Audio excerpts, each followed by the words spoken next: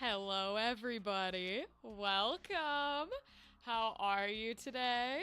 How was your Tuesday? I hope everything's going well. We are back in our red room corner of blood. A fun, fabulous time. I hope everything is going well. We are still working on all the stuff we're going to be working on for probably like a month or so. But I've got some updates in terms of the foam and terrain and crafting and all that jazz. It was good Tuesday for me. I got a bunch of like auditions and such done, which was awesome. I wanted to do their public auditions, so highly encourage everybody to do them, even if you think you're like shit. Do it anyways.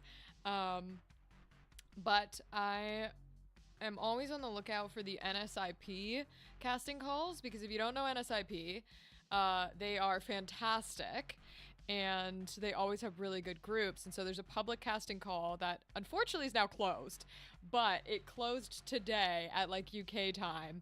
And I wanted to audition because I love auditioning for their stuff. And I was like, okay, but I want to do well. And I always feel like I never know. I know they can't, and I know why they can't, and I respect it, but I wish you could get feedback on auditions because it would be so phenomenally helpful. But since we don't, I was like, let me do these ones with my coach because I've never been able to do auditions with a coach, and I feel like I never truly know enough of what I'm putting in. Like, I've never been good at auditions. It's just not my shit. On camera, in theater, over voiceover, it doesn't matter. Auditions don't work for me. And so did them yesterday with my coach, who's fantastic. We love her to death. And they were actually fun. Not just like, oh, I feel good about these, but actually fun to record for them and to take them and to practice them. Like, I was having such a good time, and I've never had fun doing auditions for anything. So that was really exciting and really cool. And hopefully when I do more, probably only do it for big boy auditions. But if I get to do more big boy auditions like that, I definitely want to have a coach there with me because that was fun. And I don't know, that doesn't like guarantee that you're going to get picked or anything, but I like to think it's helping. I like to cross my fingers and think it's helping, at least to some extent. So that's nice. Always good to have someone else listen, especially someone who's experienced. So that was really fun. I enjoyed doing those yesterdays.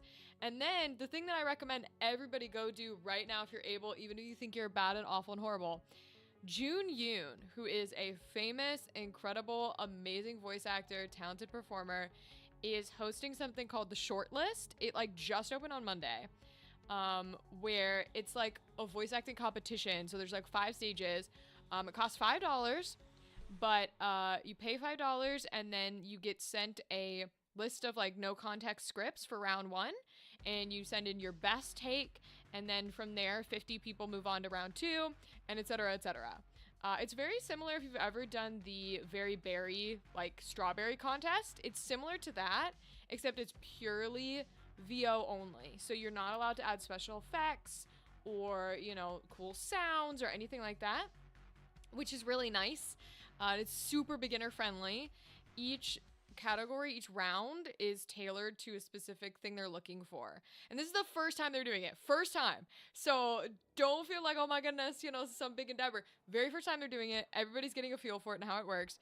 But the first round is about standing out, making really bold and important choices, which I hope I made a bold enough choice. I like to think I did, but I'm not going to talk about it until the deadline, which is Friday. So give it a shot. If you got $5, give it a shot. Submit an email, send a thing, and do it. Because $5, even just for round 1, and that's all you're gonna pay for the whole thing, even if you go further rounds. But it's not that much if you can afford it, and you get the chance to put your voice out there and practice something for someone who's super awesome and talented.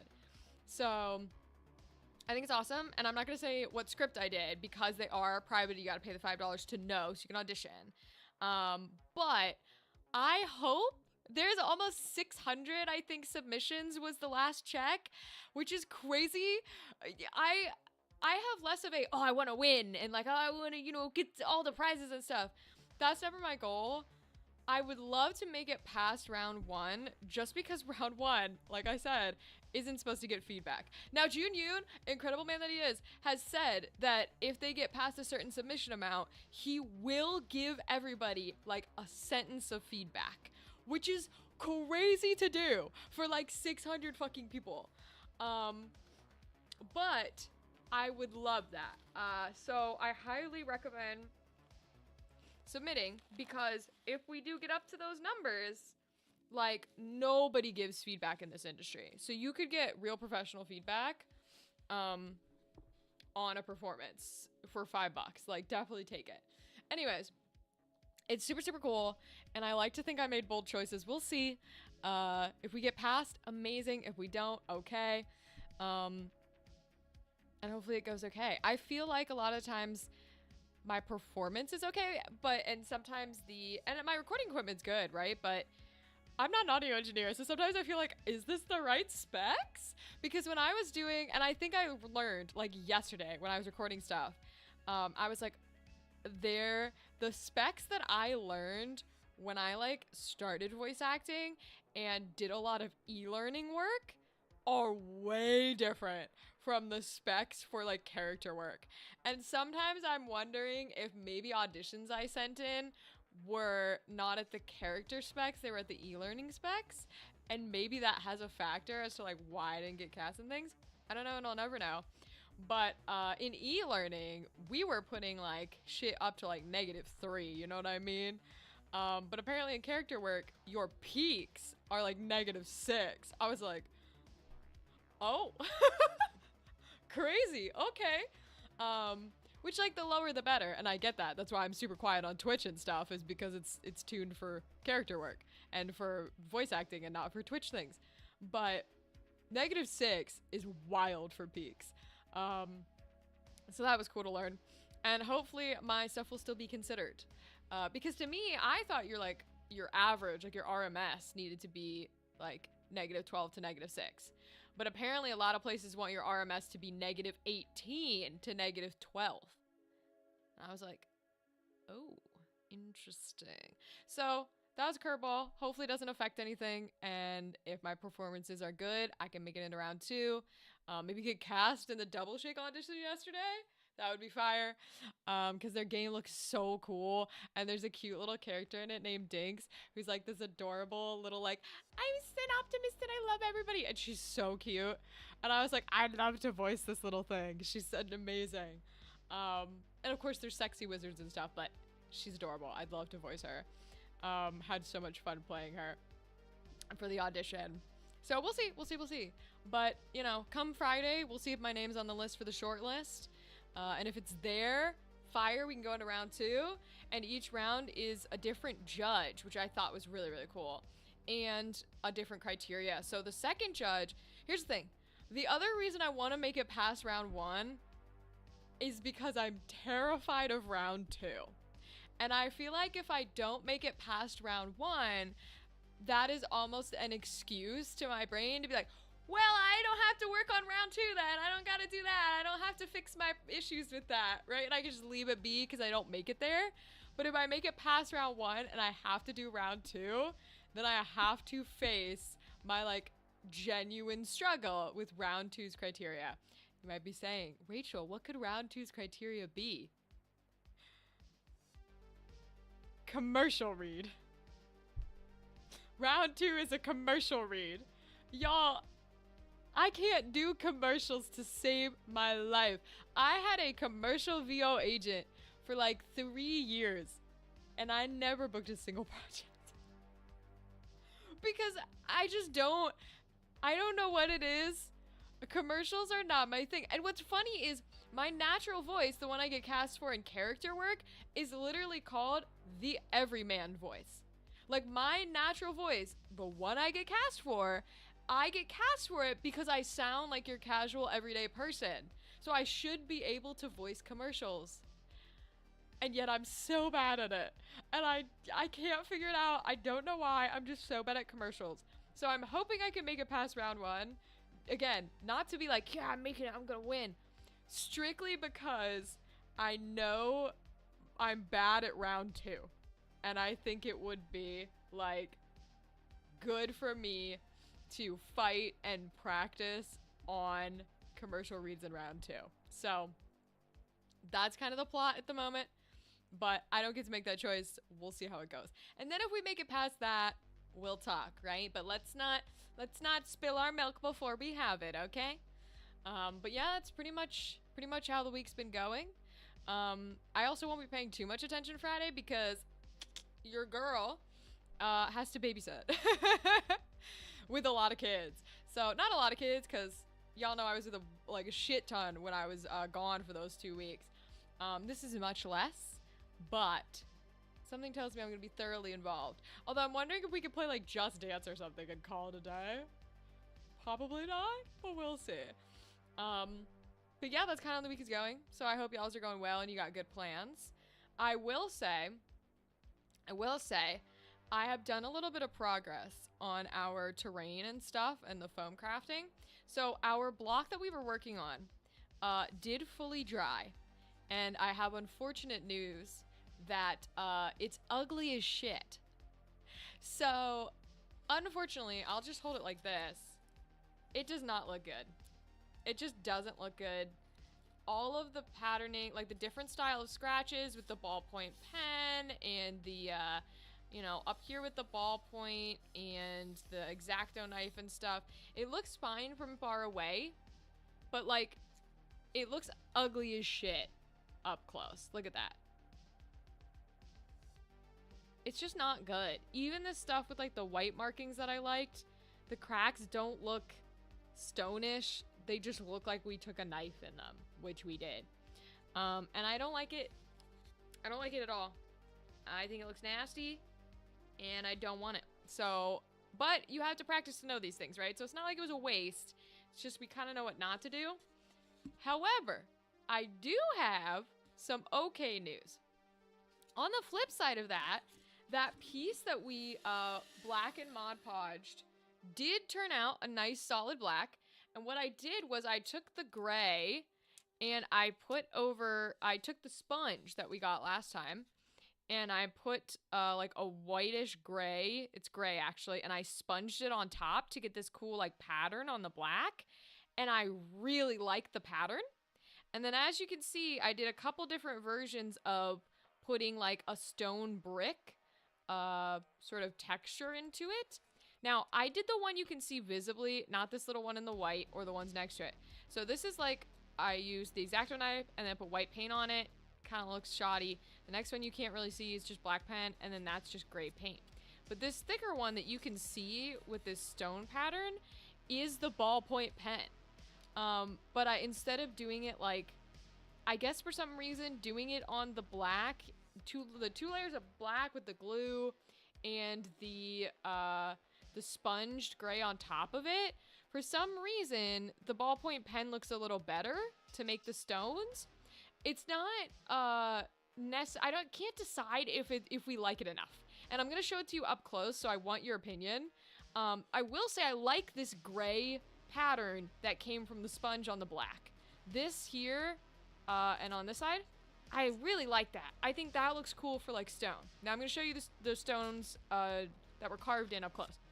It's a little less light. Let's see if I can get it to focus. I can turn the light to you guys too. Okay. So, well, don't show my face because I want it to focus. Okay. So you see how they're a little wavy. I didn't use like a ruler or anything, so they're a little lopsided, which we might want to make them straight.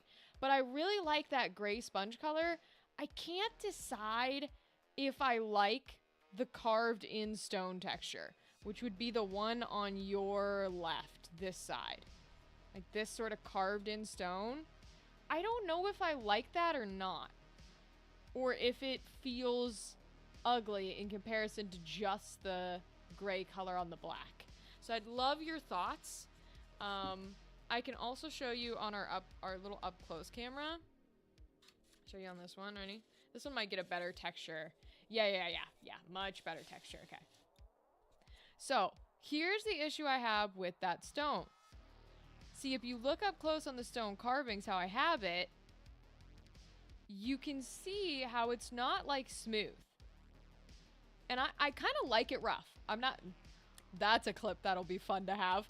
I like that it's not, you know, solid smooth like the paint is down here and the pen is. But I'm not sure if because it's kind of rough for the ballpoint areas, like up here, does that look cool? And it looks like kind of a cracked stone texture? Or does it just kind of look shoddy? That's my issue, because if we look at them side by side, right? Try and get the light out a little bit. There we go. If we look at it side by side, this with the stone texture here, and this with just the gray patterning, I am in such a stuck opinion.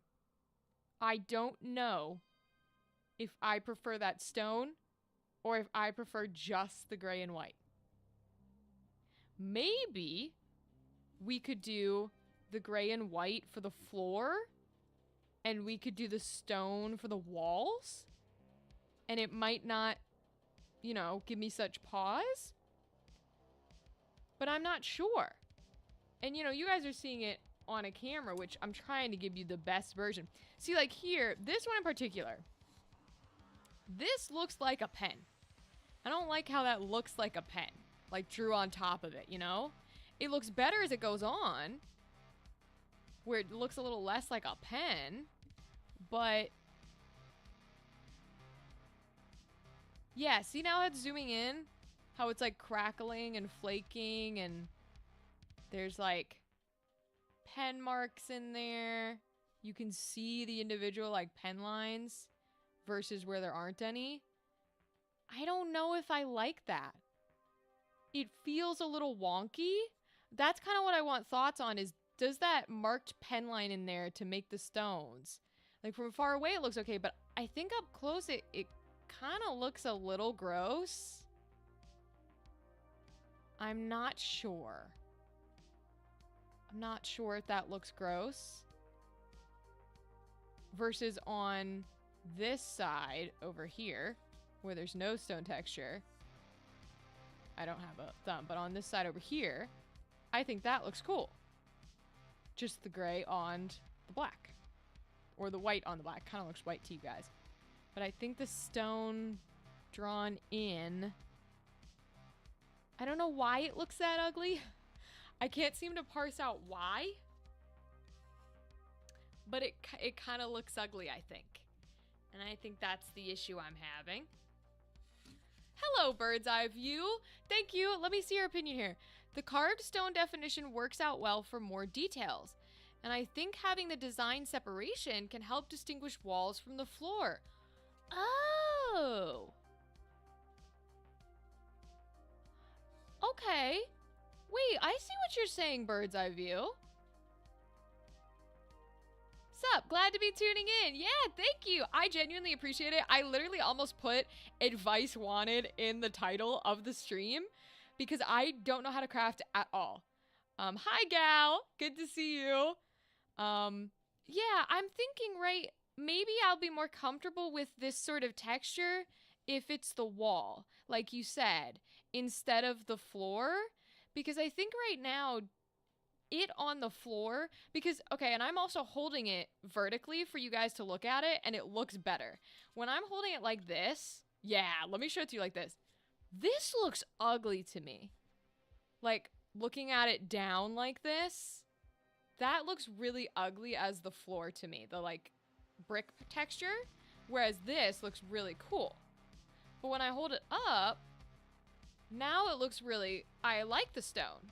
So I think you're right. Maybe we go for the stone for the wall portions and the non-stone section for the floor. That could be cool.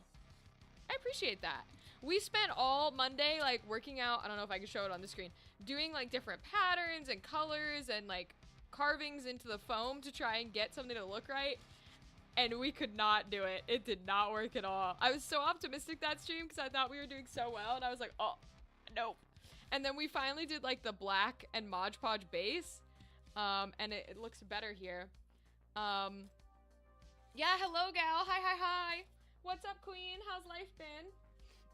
And Bird's Eye View, feel free to give me any more suggestions on literally anything. This was also just practice. This little piece here. Let me bring this up to slightly. Okay. This piece here was just practice. I wanted to see if Mod Podge could actually function as glue. And apparently it can. It doesn't have to be just mixed with paint. You can use it as glue. So that was practice. And I wasn't sure if usually you put walls on top of like the floor base piece or if you're supposed to glue them to the side. That's what I didn't know. And I'm still not really sure. This foam is too thick. We have 1-inch foam, but I'm practicing with this stuff.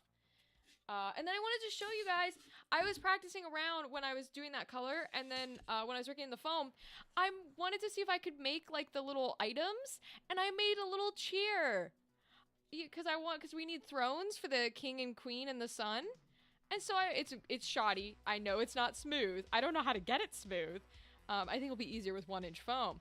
But it was so cool. I made a little chair. I'm so proud of my little chair. I'm so proud of my little chair. So we're gonna have to do some stuff there. Cute, thank you. How are you doing? I'm doing well. I just talked at the beginning of this stream on all the voice acting audition stuff that I've been doing this week, so it was really fun. Yeah, no problem. Happy to chime in. If anything, the more brick style could work for paths if you ever want to incorporate that. And different colors can distinguish those different floor spaces too. Oh, I forget about the colors sometimes. I'm like, wait a second. They're not all gonna be gray and white. Like, different colors would work. Because I do want the inside of, I don't know how to do wood, and I think wood is gonna be too complicated. So I think we're gonna make the inside of our, like, field mansion dirt. So we could do that same thing, but make it, like, dirt. Whoa, little throne. I know, he's so cute. I made a little throne. So we have to make one for the king, a little bit skinnier for the queen, and then we have to make a little baby one for the sun. And I wrote down the other things I want us to practice making. I want to try and practice making the beds for our like insane asylum hospital because I think we can do those. I don't think I need to buy them. I'm hoping the thrones and the beds we can figure out how to do. The other thing I was gonna try was, you guys know how like cathedrals, since this is kind of like Christian-y, Catholic-y, horror themed, you know how cathedrals and like Hunchback of Notre Dame, like Notre Dame Cathedral, has those big pillars, but they're not just pillars. They've got like gargoyles and stuff and angels carved into them. Obviously, it could be tricky to like make an angel or a creature, but if we could figure out how to carve the pillar, maybe we could paint one of those things on it. That could be cool. I think those would be cool sitting outside, like if we had a castle square, like sitting here on the corners to indicate where the throne room starts. I think that would be really, really cool. Look at the little chair, he's so cute. I'm so proud that we were able to get that to work. I got opinions, but not on this. On a certain con that went, well, it went. Oh, that's right. So I hope people had fun if they were able to go to the convention that I was not able to go to. I hope it was a lot of fun. If we have opinions that maybe shouldn't be shared publicly, you can always put them in our Discord. I will never take away the free speech. But maybe not on the public stream. I think for the throne, if you make a bracket shape. A bracket shape.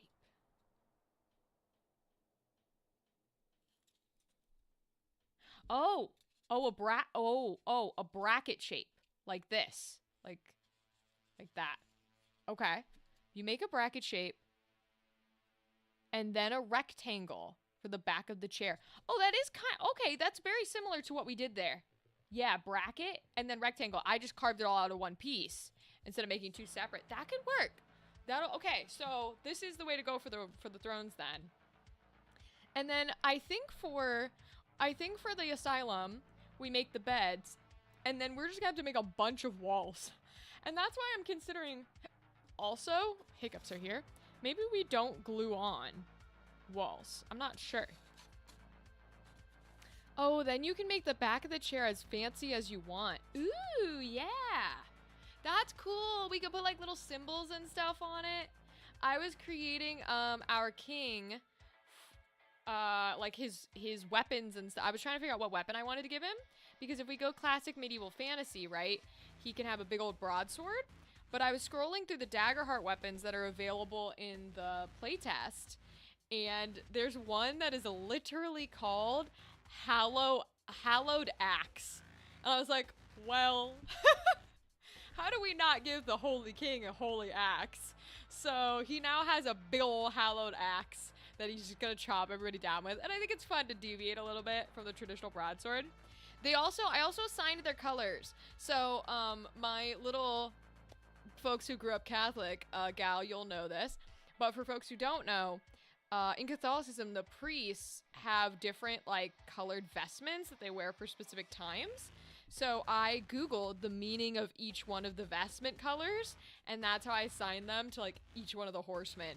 So, and it really it shifted and like messed with what you think would be their traditional colors. Because my original thought was like, oh, well, purple can be like royalty, right? So that'd be the king or something. But maybe plague should be like green or purple because of that, right? Because that kind of thing. No. It's usually the time of the year. Well, it's the time of the year because of the holidays that are happening during those years. So the vestments colors are associated with the holidays and the rituals. They don't like it to be called rituals. The practices that are occurring. So the king is going to be green because green is the one that you wear for ordinary time. And ordinary time is for perseverance and continuance in like technically in faith. But that's perfect for our king. It's perfect for war or conquest because his whole thing is he keeps going and going and going and he never stops, right? And he's determined. So he's going to be green, which is really going to fuck with the color scheme. I love it. Already off to a cool start. And then famine is going to be red is his theme because you wear red during the Passion of the Christ to symbolize the blood of martyrs, technically the blood of Christ, but also the blood of martyrs. And for famine, he literally lives off of his people. The blood, the back, the bone of his people. Like he sacrifices them to keep himself like fat and filled and while they're hungry. So he's gonna be red. And then plague is oh my god.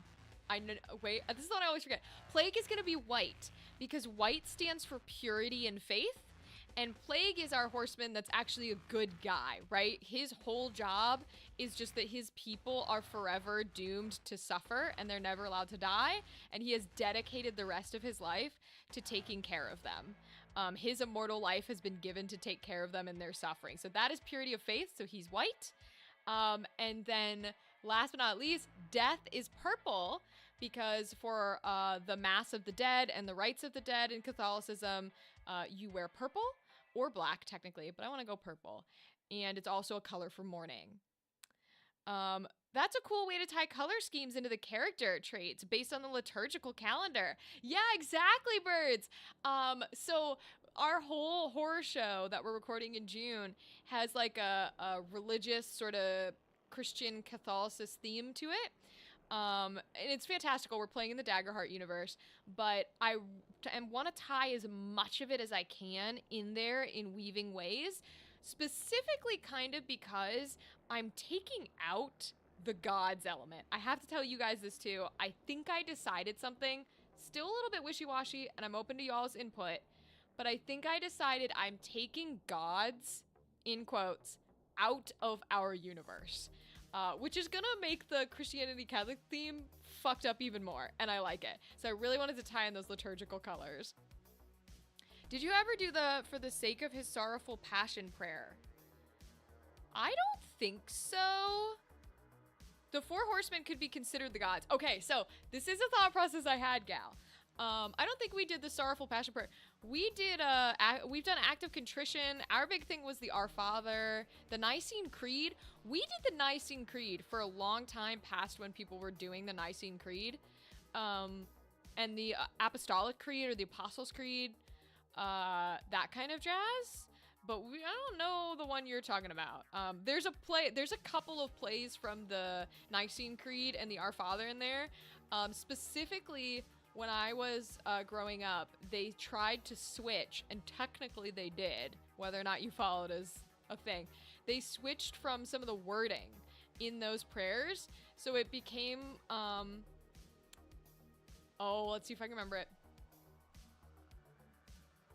Forgive us for our transgressions and those who trespass against us. And it became something else. But that was the version that I knew was transgressions and trespassers. And so there's some play on language and speeches that I've written that play with that vocabulary specifically, which is fun. The Four Horsemen. So it's for when you pray the rosary. Oh, we didn't do all that much of the rosary. We went through we would have one mass where we had to do the full rosary. Like as a school, we'd be in there for like 2 hours and we had to go through all of the different things of the rosary. And you would walk to what are they? The steps or something on the wall. You guys might not have had them on the wall. Oh my God. You'd walk through each one, and the priest would like stand in front of it with the big cross thing. We prayed a decade of the rosary in the month of May. Oh no, we didn't do Mary stuff all that much. Sorry, Mary. We didn't really do Mary stuff all that much. That wasn't a big thing on our end of the field. So month of May was like dedicate a mass to her and call it a day. Like that's about it. Stations of the Cross, yes. We would go around and do Stations of the Cross, and then you have to do the rosary section for each one. But nah, we didn't do much for the month of May. The Four Horsemen considered God things. So, this is something I thought about. When I say taking gods out of the universe, I don't mean entirely. I just mean I don't want, at this moment in time, for this particular show, I don't want to create a lore of the gods in our universe. So what I'm doing is I'm thinking this is going to be the origin point for some of these gods. Because like you said, the Four Horsemen being the gods, that's exactly what I'm thinking. So I have the plots in there and I won't spoil too much. But basically, the Harbinger of Fate ends up becoming the god of fate or the god of destiny, right?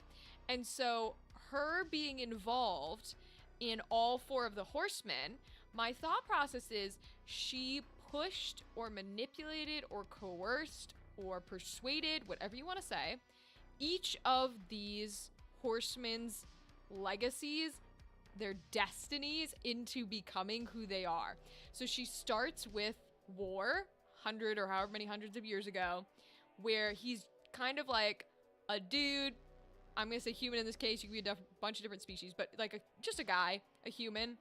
And he's like, powerful, whatever. And he like leads some people and he like saves some people. And slowly she is like feeding into his brain the ideas of like, you are a hero. You need to liberate more people. You need to save the world. It is your job to destroy evil and to get rid of all these people. You are you are the great king, right? And she feeds that to him to where he goes and, as we've discussed, starts invading other kingdoms, right? And taking them over. And so that pushes him more and more and more until the end of our show with our players, where he's gone mad and he's gone crazy, and it's no longer I'm liberating and saving, it's mine, war, conquest, I need it to live. And he thus becomes the god of war. God of war, Kratos, he turns into Kratos. But she does that for him, and by pushing him to lead down that path, he then pushes the other three horsemen by events that I won't name yet because I think they'll be fun, and I don't want to spoil it, into becoming their respective gods, where Plague becomes like the god of disease and the god of poisons, and etc. etc. Famine becomes the god. I'm not sure. I want Famine to be the god of desire. He's the only one that's a little metaphorical, but I like it because I don't want him to be strictly food. His whole thing is like desire and passion.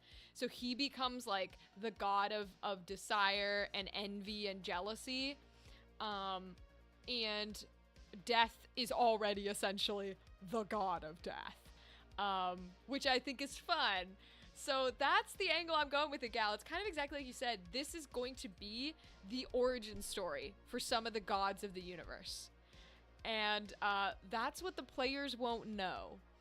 So I do have it open for them to come to me with god choices, because I don't mind there being gods existing before these 4 are created, or these 5.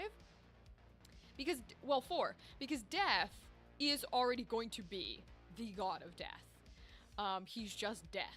So he was created, who knows how, who knows why, who knows where, who knows when, etc., etc. We're not getting into that. But he's already been the god before this story takes place. The other 3, plus her, because she becomes the god of fate, this is their origin story. So I'm letting players come to me if they want to play like a paladin, or I think it's called a seraph in Daggerheart. It's something that aligns with a god and they want to create one and they want to give me one. Totally fine. But we're not going to put them into our story, because I want this to be the origin point for these 4, which I think is super cool. Because then if we like this universe, we like having a fantasy horror element combined, because again, no one really does that. There are very few people who can play horror and do any sort of horror show with a fantasy system. It's for a reason, but we're gonna say fuck the reason and make it scary. So if it goes well, we really like it, you guys really like it, we can keep playing in this universe and keep building the lore with more gods and more stories and stuff like that, right? I do want to play in like an after-apocalypse setting where it's like zombies and shit. I don't know that that works in a fantasy setting, but we'll get there when we get there. For now, I like where we're at, and I like where the story's at. And I'm excited. This foam crafting's working. Like, I'm so happy we're gonna have actual like little combat maps and stuff. It's gonna be so cool, little dioramas. Oh my gosh, y'all. And then the game comes out in 2 months. Crazy.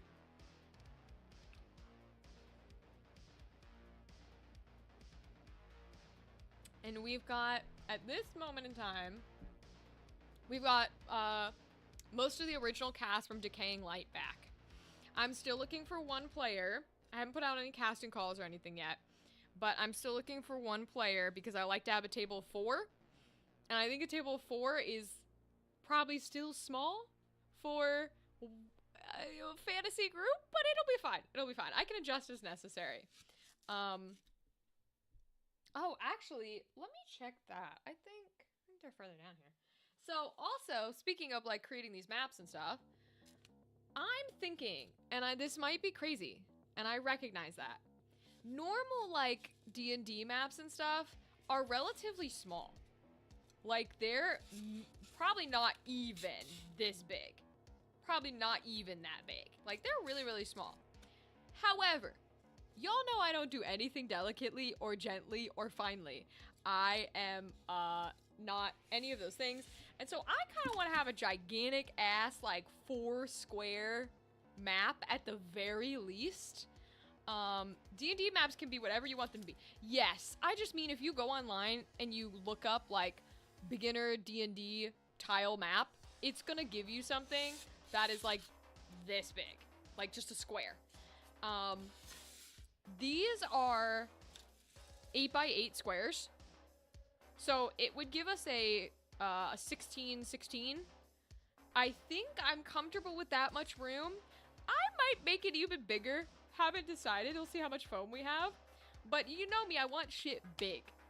And specifically for Daggerheart, I want shit big. The squares on your table are what most maps typically are. Well, they're not this size, though. They're not, like, gigantic. I don't think they're... Let's see. What is that?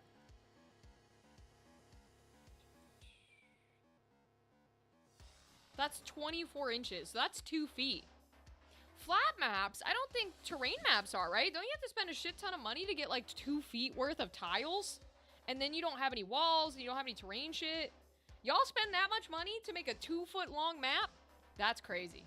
That's some crazy shit. I would not be spending that money. That is why I'm crafting. I would love a 2-foot long map, which we might do. Might do 2-foot long. Because in Daggerheart especially, they don't use movement. She likes big blocks, apparently. I do. Hi, Stuffies. Welcome, Stuffies. Stuffies, look at what I did. I got this really cool, like, this side, grayish pattern on, for our floor. I think that's gonna look really cool as, like, stone floor. And then we can do, bricks, like, these carvings for the wall pieces. Looks super cool. And I made a little throne. I practiced making a little throne. It's so cute. It's a little chair. He's a little throne. He's so cute. I get a laminated one and use whiteboard markers. Yeah, Gal. They're usually big whiteboard things if you're not using, like, terrain. I'm talking, like, tiles or foam, like, fully that kind of terrain. If you do that, they're, like, tiny. But Daggerheart doesn't use movement, which is, as somebody who's never done combat, only makes it worse. At least I think it will. I shouldn't speak too hard. But, like, you're supposed to bust out an actual pencil when you play and be like, okay, this is far distance, so this is how far you can hit. My dumbass thought you were doing D&D. No, we're using Daggerheart. No, you're good. So, if it was D&D, right, you can have the 1x1 squares and go, okay, you move 3 squares. Cool. So I know I want my map this big, this many inches. We could still do that. We could still make 1x1 inch squares, go D&D math logic. I think that's totally fine. But Daggerheart doesn't use you can hit from so many feet. Daggerheart uses the measurements of, like, melee, very close, which is bad terminology. I'm just gonna say that up front. Melee, very close, close, far, and very far. While I don't like all this terminology, this is frustrating for a new GM. It means that, like, some of the combat I'm a little nervous about because I can't just go, are you 3 squares with him? Okay, you can hit. You know what I mean? I have to go, do I think that's close enough that you should be able to hit that? And you guys know I am bad at distance. If there's 2 things we don't do in shows that I make, it's distance and it's time. These are 2 that literally, I don't know if y'all saw it in Decaying Light. I might have cut it out. The one thing I told my players before we made that show was, do not ask me how many days you've been doing something, how many hours have gone by, what year it is, what like day of the week it is, what time it is outside. Don't do it. Don't do it. And I swear to God, one of them asked me and I looked at him like, don't do it. I'm not giving you an answer. I have no idea. Like, I'm not good at that. I'm hoping, because we've only done Theater of the Mind before, and we've never done something with a combat system, that I will be able to use Theater of the Mind, and not even Theater of the Mind, because we're gonna have, like, if someone busts out, I'll just take out some minis. I'm hoping my brain will be able to look at a plan and go 1, 2, and say, okay, you want to shoot an arrow. Yeah, I think an arrow can hit this distance without needing to go 1, 2, 3, 4, 5, because that's what scares me. Melee makes sense. To me, melee and, I don't like the term very close, but melee and very close makes sense. Melee, very close. That's easy to me. The rest start to get iffy. Where close, far, and very far is on a map, I don't really know. Hey, Luminescent Dreams, welcome! Been a while since I last made a stream. It's so good to see you, Luminescent Dreams! We are trying to figure out so much because this is the first time we are having maps, and I'm hand making them, like terrain maps. The first time we're doing combat for our next show in June, and I'm trying to figure all of this out, and I'm a little terrified, but we're going. I hope everything's been well for you, though. I haven't seen you in a long time. Never done models and miniatures for TTRPGs. But foam clay might be a cool building resource for some elements. Ooh. Birds, what do you do models and miniatures for? What are, like, are you a dollhouse person? What do you do if it's not TTRPG? Is it Warhammer? I know a lot of people who do Warhammer. Does that not count as a TTRPG? I don't know. I'm going to buy you an atomic clock. You'll be time accurate to the nanosecond. Bro, can you imagine? Stuffies, have you ever seen, there was a show once, I don't remember what it was called, but it was like weird talents or something, like really, really, really weird niche talents. And people would get on and just be able to do the craziest thing. And I feel like that's what we would do for me, is we would get me a clock like that, and I just for a year, I would have to be like practicing every day to be exactly spot on, time everything perfectly, and then that would be my weird talent. Is someone could go, all right, I just need 30 seconds, and I'll go, 31.26. Like, like, it'd be crazy, crazy. I do have some terrain pieces like this. Haven't made any in a while, but it's certainly fun. Ooh. Luminescent, if you have any ideas or advice while we're going, or literally anything, please feel free to give it. I genuinely almost titled the stream Help Wanted, because we're just working on stuff. I finally have the pattern I want for our floor, for our like stone floor, which is really cool. And now I'm working on practicing carving different pieces because we need little thrones, and we need beds for our insane asylum. It's not really an insane asylum, it's a hospice, but I don't know how else to explain it. And then we need walls. We need lots of walls because the walls in that hospital shift and change. And then I'm, you know, trying to figure out distance. This foam is thick. This is 2-inch foam, so this is our practice foam. I do have 1 inch that we can use when we are out of practice. But these are just basic minis that I painted real fast a couple of streams ago. Sort of playing around a bit, you know? I've used it in the past for some craft projects. My best use for it was adding some additional raised textures and ridges onto flat EVA foam pieces to make a shield design. Oh, birds! Wait, so I've never used EVA foam, but we have a awesome cosplayer in our community. His name is Dadley. He might show up at some point. He's usually here for streams, but he creates like swords and fake guns and shields and armor out of EVA foam. So that's so cool that you've done that too, where you've added some of this to like cosplay stuff. That's fire. A great way to get textures to use aluminum foil? Tried on Monday. You weren't here, gal. You wouldn't know, okay? We tried it on Monday. It did nothing. Nothing. Nothing. Nothing makes a texture on that. Maybe it would work on the 1-inch foam. Don't work on our practice 2-inch, that's for sure.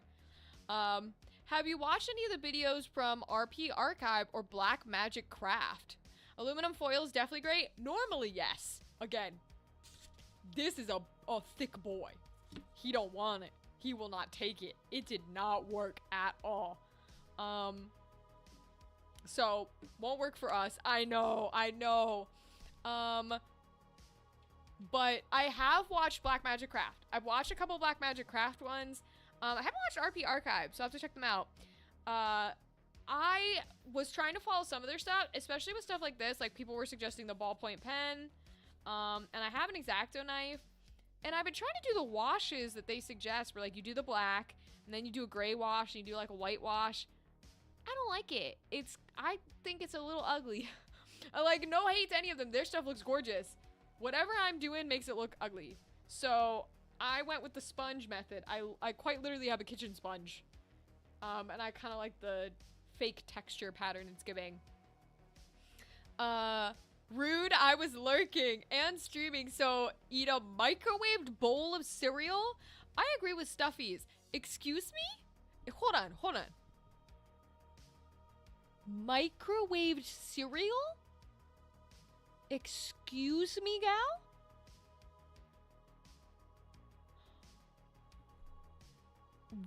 Was it milk? Because nasty. And 2, why do you want to eat hot cereal?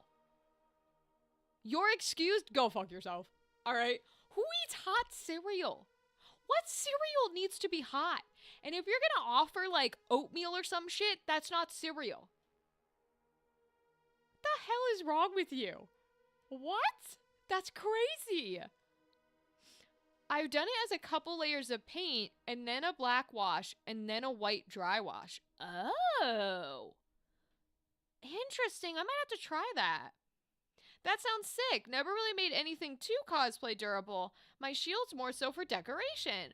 The craft creator, Prickly Alpaca, has some cool videos using the foam clay. Ooh, thank you, birds. I'll have to check them out and see what they do with that the foam clay. That'd be pretty fire. And yeah, that's cool that you make stuff for decoration, though. Do you get to, like, hang it on your wall? I'm genuinely considering, if we have any foam left, I am genuinely considering making, like, 2 swords to go behind where I'll sit as the GM for our show. I got a lot of good set pieces. You guys, my sister and I went set piece shopping. I don't want to spoil it. I could go get them. I could spoil it. The set pieces look so good for the show. So good. We only have famine and wars right now, but oh my god. If you're one of those people who look in our background to try and see what cool shit we've got, be prepared. And one of them is getting brought out as a prop. There is no way I'm not using it as a prop, okay? I don't. That's why I said it. It was more of a creative way to say fuck you. Oh. I got you. Let me just be clear then. It wasn't good.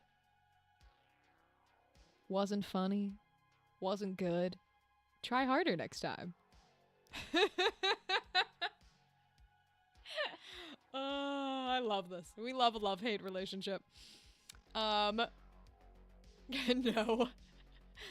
No problem. From what I remember, her mushroom mirror and maybe the mushroom lamp videos show her using foam clay. And yeah, I've got the shield hanging on the wall. It's a bit janky, but still pretty cool. Cool! Wait, that's so fire! I've heard of the mushroom mirror before. I've heard of it. I've never done it. Burn, literally. But that sounds really cool. Maybe I'll do that. Maybe I'll take a page from your book, Birds, and instead of a shield, I'll pull 2 big old swords from back there. And then, no, if we make the axe when they fight war, I can literally whoosh, pull off the axe from the wall when they go to fight him. And like, I can go, he takes the axe hanging on the wall behind him, boom, and rams it, like, goes to hit you with it, or hits you in the head, and we start initiative. Like, that thing. That would be so cool. Don't worry, Rachel, I'll take care of your channel for you. I was always told to get rid of the trash. Yeah, it's a fun thing when you trash talk the one moderator that has control of literally every channel. We love it. Great old time. I still can't do a heart. I cannot do a heart to save my life. There's one. Oh, that's cute. That look good. That's cute. Adorable. Listen, the Joker energy is here, okay? If you're coming with shit, you best be able to face the Joker that killed a 16-year-old boy with a crowbar, all right? Like, he's here. He's here and he's playing games. Axes are pretty affordable, actually. Just go to a hardware store. Stuffies, you know, I never thought of that. I never considered that I could just go get an axe. Huh. Do they have the double-sided axes? You know, where there's a head on both sides? Because I kind of want that version. And then I could paint it all cool. That'd be fire. Oh, get a crowbar and a hammer too? Let's go. Let's go. Next podcast is just us yelling at each other. Bro, I haven't even picked a theme for next podcast. I don't know what it's gonna be, but I have not picked a theme. Oh my gosh.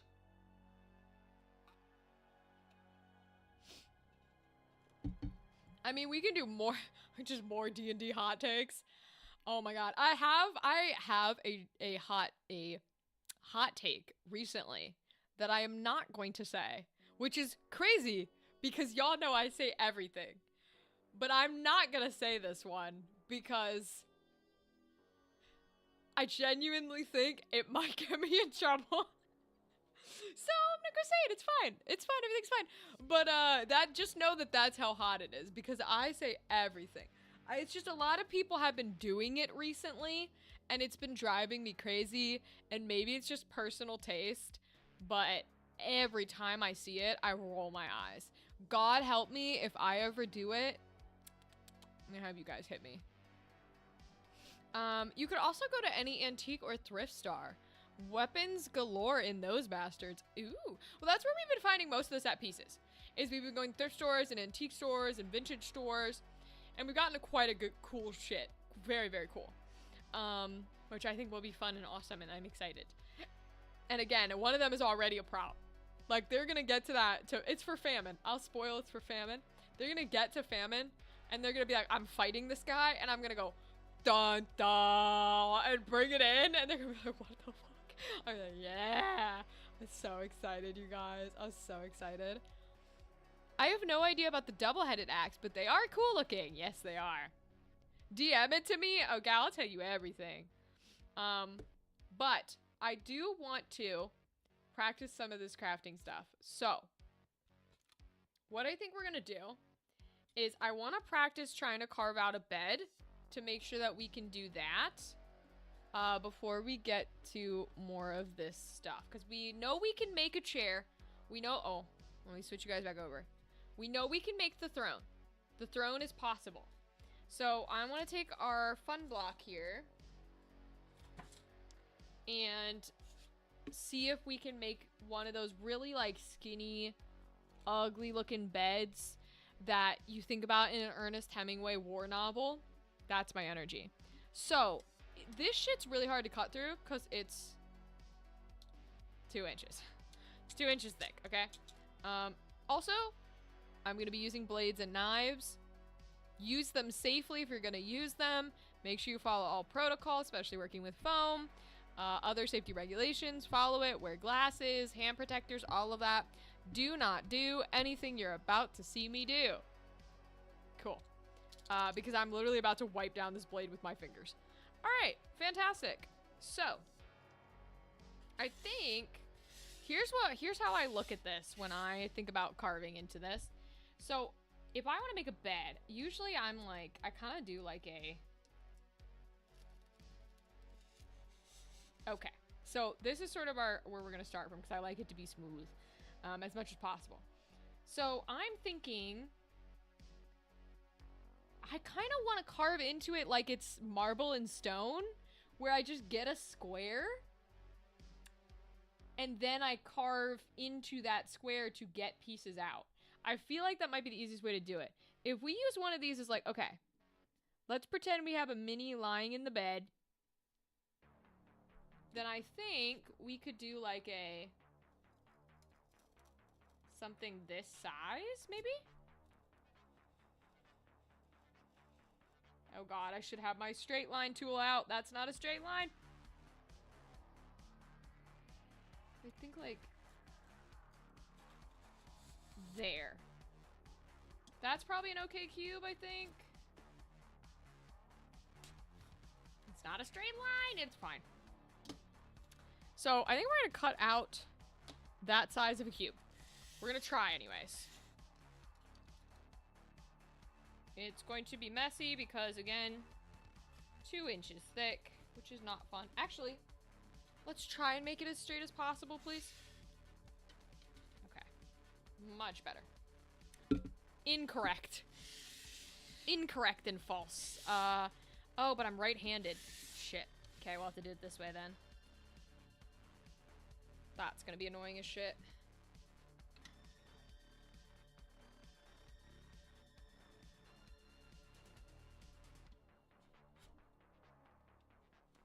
I'm already doing it.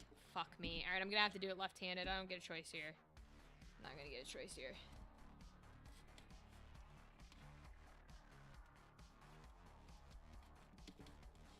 God damn. Thick as shit.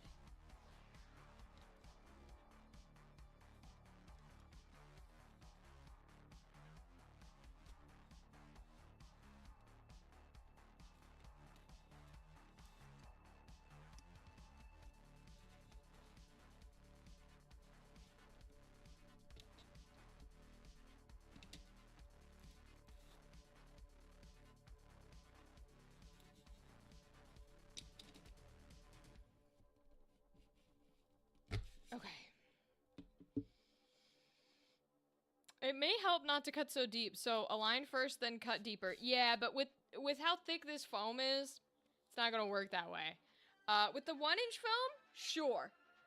But the problem with this shit is if I don't cut that deep, I'm not gonna be able to get there. And I will do a cut on both sides. Like, that's kind of the plan, is cut on both sides and then try and get it out, but it's so thick. Yeah, I think I start with surface level cuts and then go deeper on subsequent passes. Yeah, you guys are correct. I'm not saying you're incorrect. I'm just saying that, I personally am really bad at keeping a straight ass line. Yeah, there it goes. And so, what you think is deep really is, like, not even that far. I gotta be honest with you. See, I only got, like, halfway in. Really only got halfway in there. Feels like I'm getting in farther, but I am not. Not getting in farther, not really.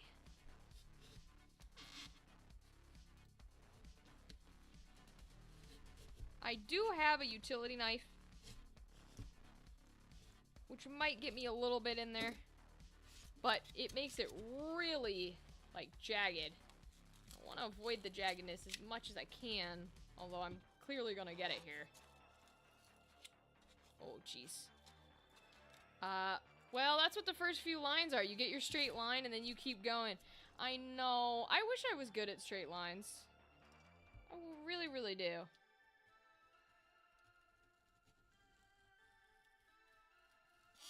Maybe we should be cutting off the top instead of the side, you know what I mean? Would a serrated knife help, like a bread knife? The problem is I really don't... What I don't want is what I'm getting, and that's the jagged edges. So if I'm getting jagged edges with a straight blade, I will be getting even worse jagged edges with a non-straight blade. I think it's just a matter of me being more talented. No, here, I'll go in the small amount first here. Watch, ready? Let's do just the short top. We'll do the short top. We'll make him a short king. So, lined.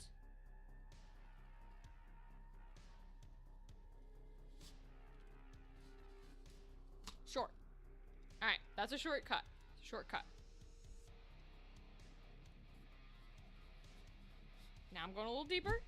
Oh, see, I hate these fuckers. These fuckers that are like safety blades drive me crazy.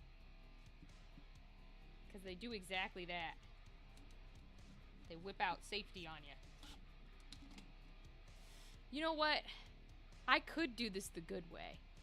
I have a clamp. It's not like I don't have a clamp. You know what I'm saying? It's not like I don't have a clamp. I could actually clamp it to the end of the table. Like I should. Alright, much better. Yeah, your blade is rubbish? I think so too, Luminescent. I do not think it is fit for what I am doing. I think that's partially why this is kind of bad. But unfortunately, I've got this one. I have the utility knife. And I have a nice, pretty X-Acto knife. So, I think most people, when they do foam and stuff, they use, like, hot wire cutters. But I don't have one of those. So, we do it the poor man's way. And we hope and pray that we can carve it smooth enough after we're done that we can use it for our show. We're also practicing right now, so we can figure out a better way to do it, then we'll be in great scenario. Because again, we're just sort of practicing. So let's put a, oh. It did not catch this one at all. There it goes. Hot wire cutters are pretty awesome for precision. Yeah, that would be monumentously helpful. I will say, now that I've been a little smart and actually put a clamp down, it's definitely easier. It's definitely easier now that there's an actual clamp down. Instead of like, you know, nothing. My clamp is not quite big enough to hold the wood as well, which is unfortunate. But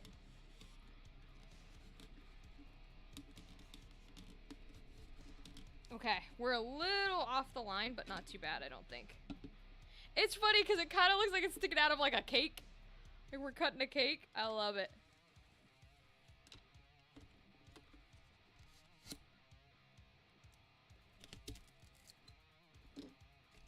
Okay. Now what we should do is go for the other side. We should have drawn lines because we should have measured it out precisely so that we could do a nice pretty cut. Right now we're just practicing. So we need to do this, which means I gotta go this way and this way. Alright. Alright.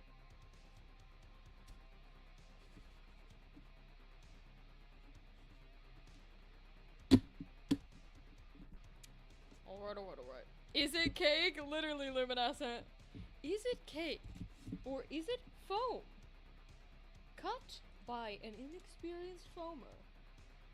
Yeah, see, it's not even there. It's up here. It's because of that cut I did.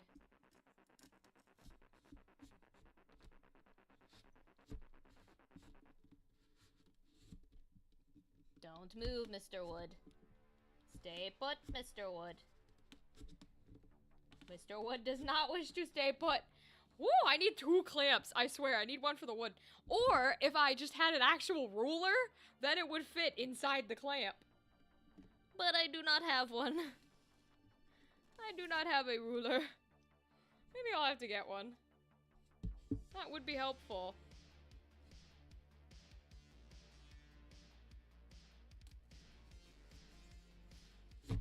Oh, I hate it when it does that. My god. I put so much pressure on it that it fucking closes itself back up. I'm like, bro, don't do that shit. That shit's how you get me hurt. It is not a safety feature when you're doing that. Ooh! Actually, guys, your method, I think, worked. Look at that! Not too bad, not too bad. We got a nice little square we can carve from like marble. Okay. So we know how to do this when we go for the big boy run. That's good. I'll see if I can get a ruler instead of a piece of wood. Although I will say the benefit of the piece of wood, the con is that it slips around and ruins our nice straight lines. The benefit is that it's thick and means that I have less of a chance of cutting myself if it slips. Rich, I'm gonna be honest, this is hella painful to watch. Well, you ain't here making it for me, are you? This is what you gonna get. Excellent, yes. Okay, we got our cube. So, we're gonna make a little bed out of it. Now, I'm thinking we make those double stack beds like they do in like army barracks. Might be a little hard, so we might want to try one bed first. We'll see. Let's see. Now, I don't think I want the big long blade for this one. I think I'm gonna want my X-Acto knife to make a little shape on it first. Because my thought process is, okay, so this is our little bed. And then we're gonna make little poles for like corners.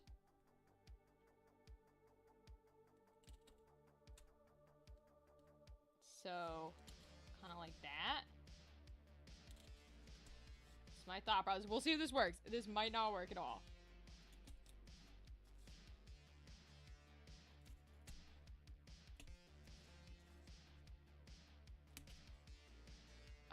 The thing that I've been taught for both control and safety is to go gently and repeatedly. Oh, that's a good idea, Luminous. Nice and slow and nice and gentle. Traits that I need to work on, so that is what we will do, is we will work on them. I think... No, we want... God, this is where 3D brain has to come in, and Rachel does not have 3D brain. I think I want this.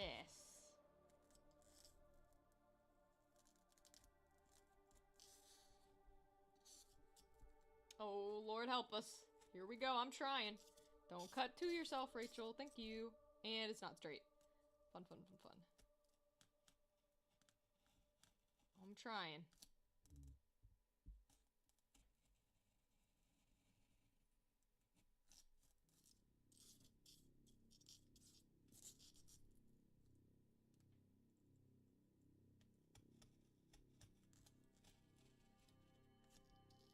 The wood's not even gonna help me on something this small, so I really need a like a ruler or something, because I can't put the wood on this tiny ass block. Okay, so I think this is our top bed, which maybe is a little skinny, but it'll be okay. So we want to like get rid of this whole inside block. It's kind of where we're feeling.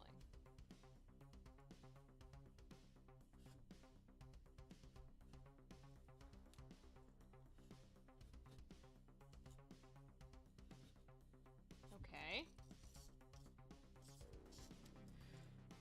I'm gonna turn on my music. I know you guys got yours, but I'm gonna turn mine on so I can concentrate a little bit. But please feel free to still give me your ideas and your feedback. Your feedback. Alright.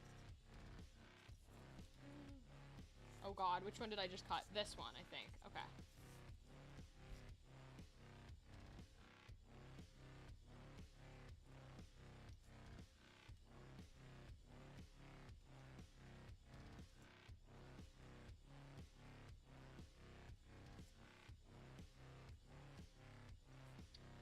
Down with pink foam! You know what, Big Hairy GM? I love your name, and I agree with you. Kill all the pink foam, pretty please. This is my first time messing with any foam or crafting anything. And boy, oh boy, is it hard. Y'all do so much work, I swear. And again, maybe it's just because I got the thick shit, and I shouldn't have gotten the thick shit. But at least we can practice with it.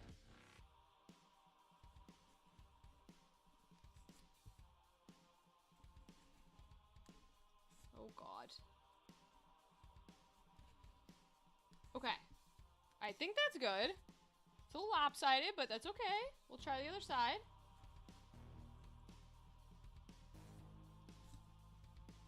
It's coming, like, in and out okay. It's pretty smooth.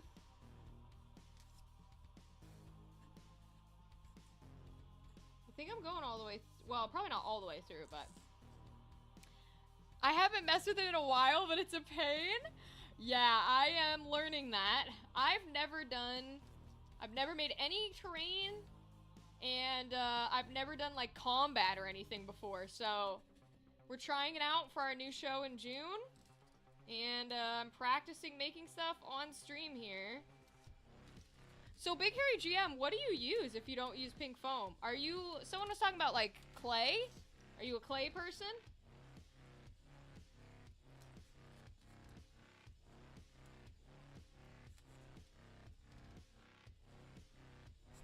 Alright.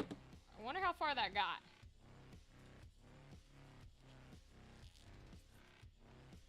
Not all the way through, that's for certain.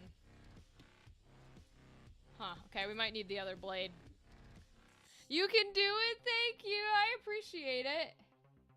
I am not delicate in the slightest. I don't have, like, gentle, fine hands, so I'm trying my best.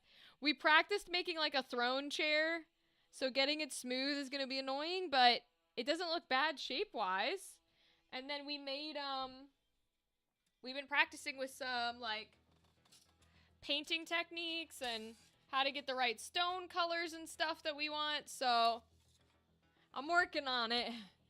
I hope that our pieces won't be too complicated, landscape-wise. What are we making? I'm trying to make a double bunker bed. You know, like Ernest Hemingway style old war movie, like army barracks. So it's bed on top and bed on bottom. So I'm trying to cut out the middle square, and I think that's all I need to do. Cool, thank you. We're trying. We've got a couple different tools, but it's definitely thick, and it doesn't particularly like the long blade that I'm about to use. Yeah, it doesn't particularly like this one. I think because it's a blade, so you're not really supposed to go straight down. But that's kind of what I'm trying to do. Yeah, it really doesn't want to.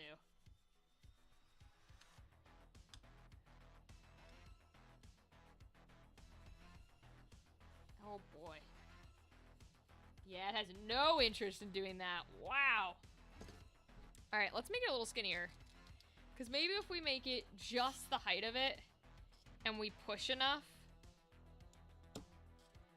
then it'll go through.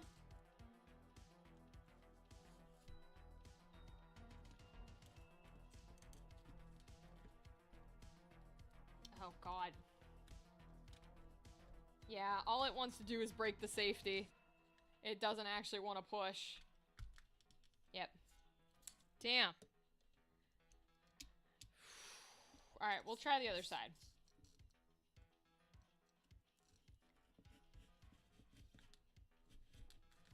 That one went farther. Still doesn't want to go, just kind of wants to break the safety.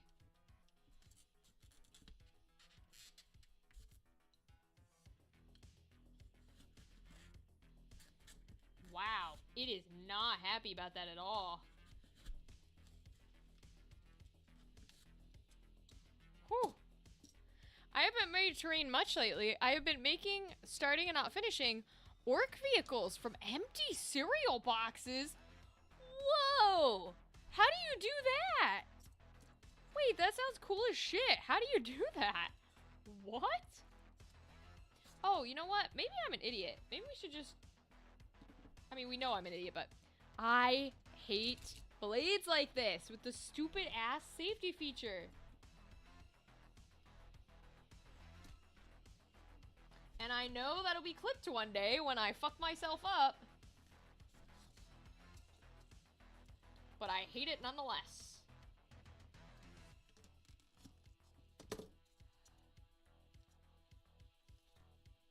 Oh, jeez Louise, dude. 2-inch foam is not fun.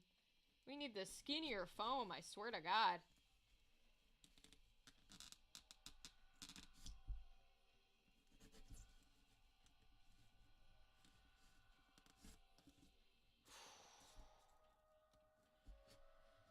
Instead of cutting all the way through in the middle, why not cut the sides off and then glue them together in the square that you want?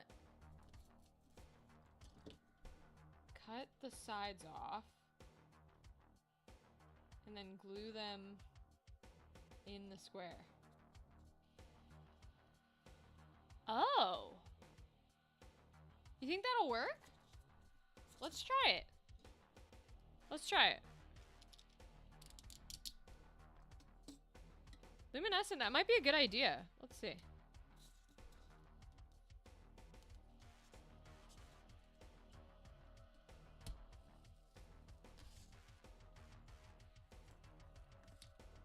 Oh wow, it still doesn't like me doing that. Okay, let's see.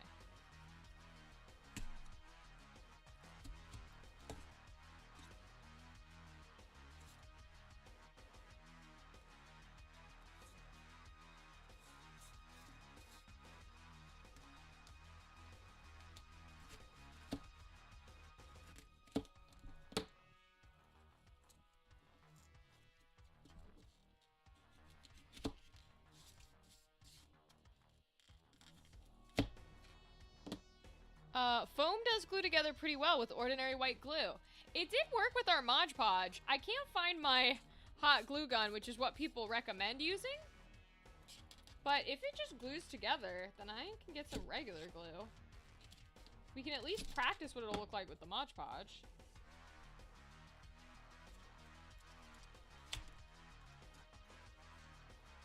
Huh. Maybe this will work. Luminescent, you might be a genius. Hold on.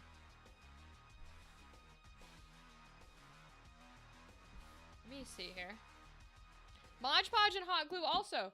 Alright, we'll try and glue it together with Mod Podge because this might work. I don't know why I was trying to think in like 3D carve it out shapes. I think it's because I'm bad at thinking that way. So I always want to like challenge myself. Okay, so then I would just cut the rest of the sides off.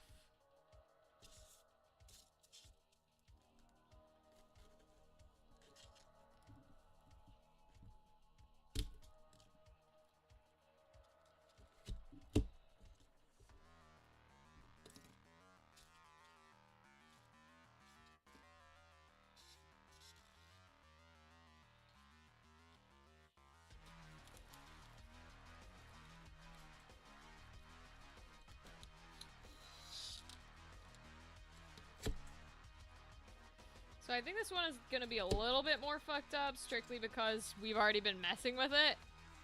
Hey, don't pump my ego! Ha ha ha ha! You're welcome! Okay, but at this point it shouldn't matter, right? Because this is just a cube, so... Let's take this piece off, but if we're just making the pieces, then I could just cut it from this side, right? What's the thickness? Like right there, okay. So we could just do this.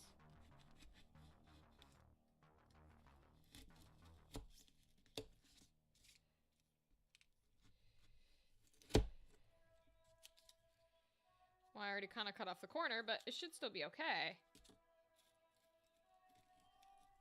I just want to see if Nobody saw that. Be good when you use cutters. I just want to see if the idea will work. Ba, ba, ba, ba, ba, ba. Legends never die. So basically, we would do that, right? So we'd get two pieces that are sort of those flat rectangles, and then we'd put little poles here. Actually,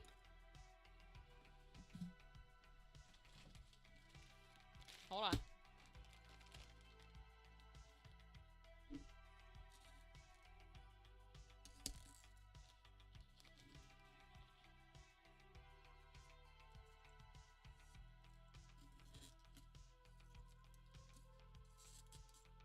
So with a full piece, we could just do like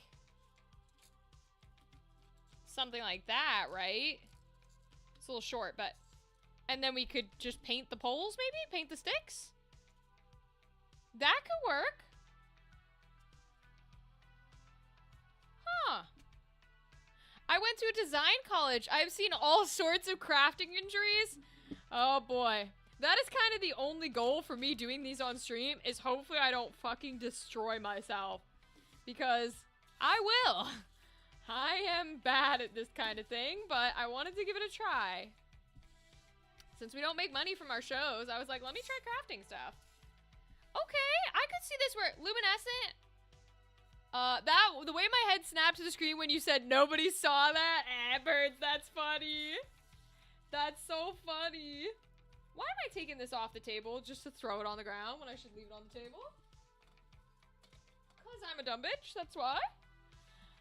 Toothpicks at the ready, prepared for real. I thought we might use toothpicks.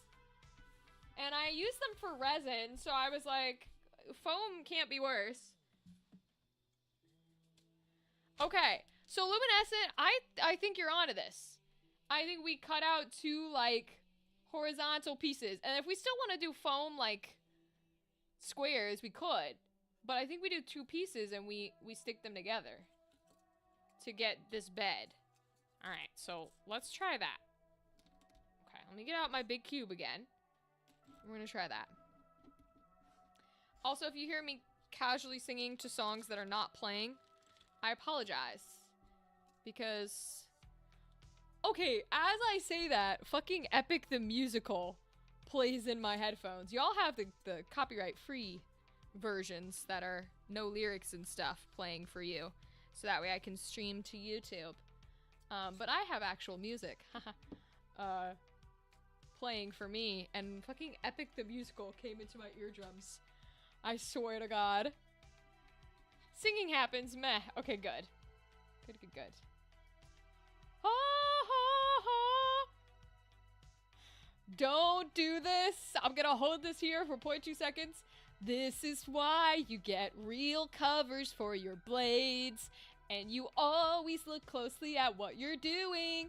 Cause I could have just lost another finger. I don't know if you guys can see that. But that just occurred where it went straight through the hole and up to my fingers. Don't do that. That's bad. That's bad. Always put it correctly in the cap. And pay attention to what you're doing.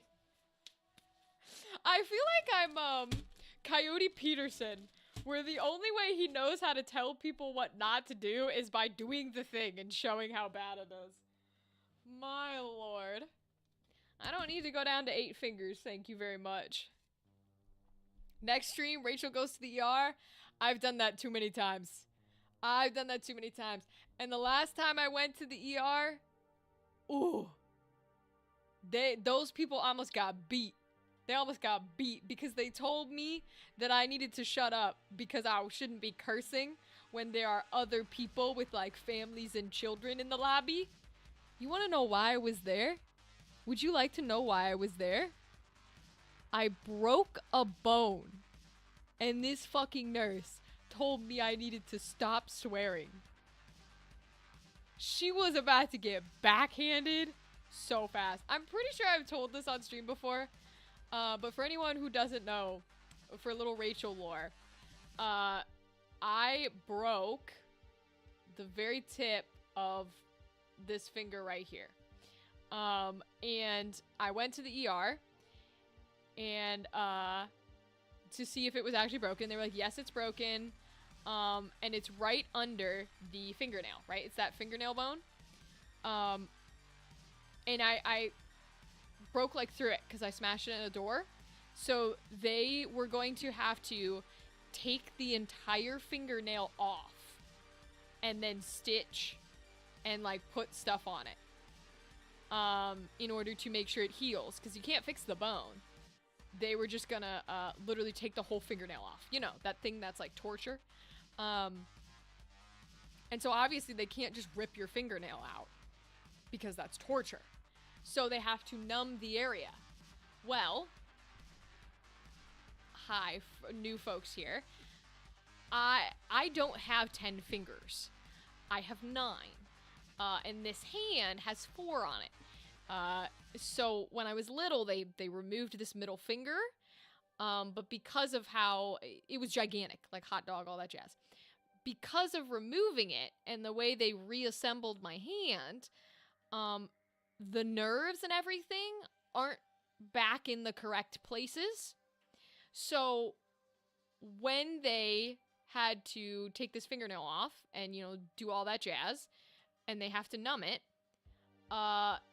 if you've never had a numbing shot, if you've never had a lidocaine, like, numbing shot, they are probably the most painful things. Like, numbing shots are crazy painful. Sure, the rest of it goes numb, but the actual shot, because they have to hit your nerve, horrid. So they were like, okay, we'll do it, and it's gonna suck pain-wise. We'll get your finger done. You'll be done. Everything's good to go. First one goes in. I probably swear. Everybody's like, okay, happens. Like, we're done. We'll be back in like 2 minutes to work on the finger when it's numb. They come back. Is your finger numb? No. They're like, oh, sometimes people react differently to numbness, like the numb shots, and they actually need 2. I was like, excuse me? And they're like, well, sometimes it happens. I'm like, okay. And they go, but it shouldn't hurt as much this time because we're essentially putting it in the exact same place. So that area that we hit the first time should be numb. I go, okay. They put in a second one. Fully feel it. Fully feel it. I'm yelling and swearing again, which is why I'm getting told off. But that lady can go fuck herself. So can the doctor who did the nail stuff. He can fuck himself too. But regardless, I feel it. They're like, okay, we'll come back in like 5 minutes. Recheck. I'm like, cool. They come back in 5 minutes. Is your finger numb? No. Nothing has changed. All you've done is make the previous side of my hand, because what was numb was here. It was my pinky and like a bit of like my thumb. That was numb. And then it was starting to go up here. But it was not this finger. Like it wasn't numbing this side of the hand at all. It was kind of like down here in my thumb and stuff. And I was like, no, nothing has changed. And they're like, well, that doesn't make any sense. And this man is like, okay, let me go look at stuff. Comes back. Like, it takes a little needle thing and pokes the tip of my broken finger because he does not believe that it's actually numb. I don't know why he thinks I'm like addicted to lidocaine or something, but he's convinced. I'm like, no, that hurts and you're not touching it until it's numb. So this man's all huffy, comes back in, looks at me and goes, how long ago did you have your finger removed? And I'm looking at him like, I swear to God, y'all took x-rays when I walked in this building. If you are about to tell me that there is an issue because I'm missing a finger and you didn't consider that, even though you knew from the very beginning. And I was like, when I was a kid, like 6 years old, why? And he was like, was there a finger there? And I was like, yes. I was like, took a lot of surgeries to get it off my hand. And he was like, so I was like, oh my God. Essentially what happens is when all this shit happened as a kid and everything got rearranged, the nerve that hits this side, like if you've ever had like carpal tunnel or something and these fingers are in pain or vice versa and these three are in pain, these ones are supposed to be like connected with each other and then these three are supposed to be connected with each other.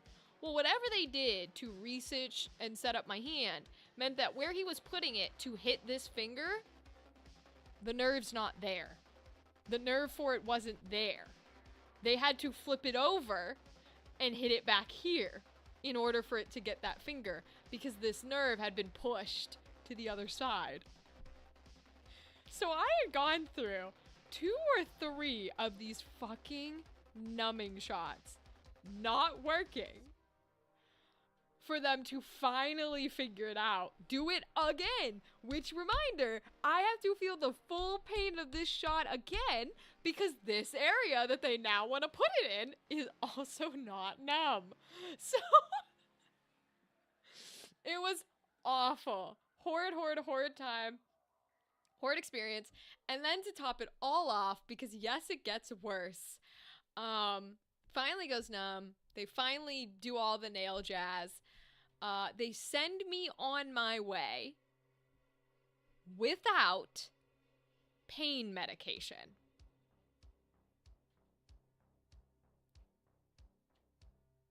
I'd like to remind you that they literally ripped my nail off, as in the fingernail style torture that you do to people in movies.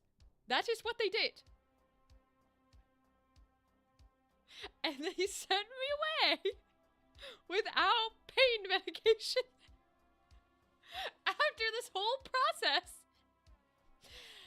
And as my hand started to unnumb, I was in so... What indeed, Luminescent? I was in so much pain that we legitimately should not do this. This is not something you're supposed to do, just for health reasons. We legitimately had to get out of our Uber on the way home, go into a Rite Aid. And this is a wild IRL lore drop. Yeah, listen, crazy shit has happened to me, okay? Lore drops are fun here. Welcome. But this is how much pain I was in. We had to get out of our Uber, go into a Rite Aid. Thank God I had one of my best friends with me. Go into a Rite Aid, and she picked up one of those like medicines you take to knock you out, like to immediately send you to sleep, like those sleep drugs. Literally, you like take it and you're out. Not Benadryl, cause found out later. I'm not allergic, but Benadryl fucking kills me. Fun times. Anyways, picks up one of those like knock you out nighttime drugs. We get back to our dorm room because this is on campus in college, by the way. I chug. I'm in so much pain. I fucking throw back as much as this knock you out sleep meds as I'm allowed to take. And I go lie on my bed and I just cry. I've been crying this whole time. And I just continue to cry with my beautiful cat. We love Oswald. Crying my eyes out. My hand is wrapped. Like we cannot unwrap this thing. It's fully wrapped up. There's no touching it. There's no, like I'm like this, hand out, crying on my bed until I pass out. I had to take literal drugs to kick me out because I had to be unconscious. I was in so much pain. And you can't just take ibuprofen or Tylenol or stuff because those are blood thinners. So specifically, I took something to knock me out.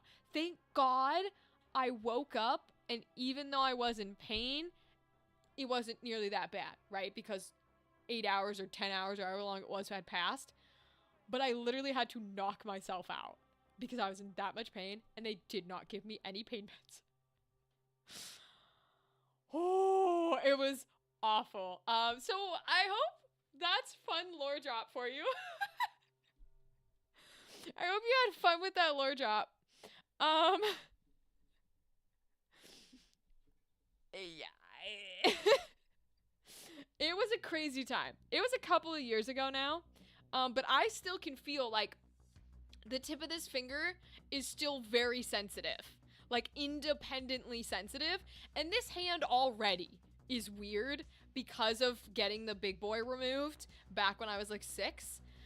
Because of all the shit they did, it is already like a very weird feeling hand. And then all of this nonsense means that literally the tip of this finger I will like sit here and I'll go sometimes and nothing's touching it because it's just type of energy. I can feel it. I wouldn't call that fun, really. I mean, it wasn't. Mind-blowing lore drop for sure. Not gonna lie, haven't heard a story that nuts in a while. Listen, I'm glad I could give you something crazy and enjoyable and be like, whoa. I have a lot other crazy ones, but like, that's one of the ones where when I am upset, I've talked about this a little bit with Gal on our podcast.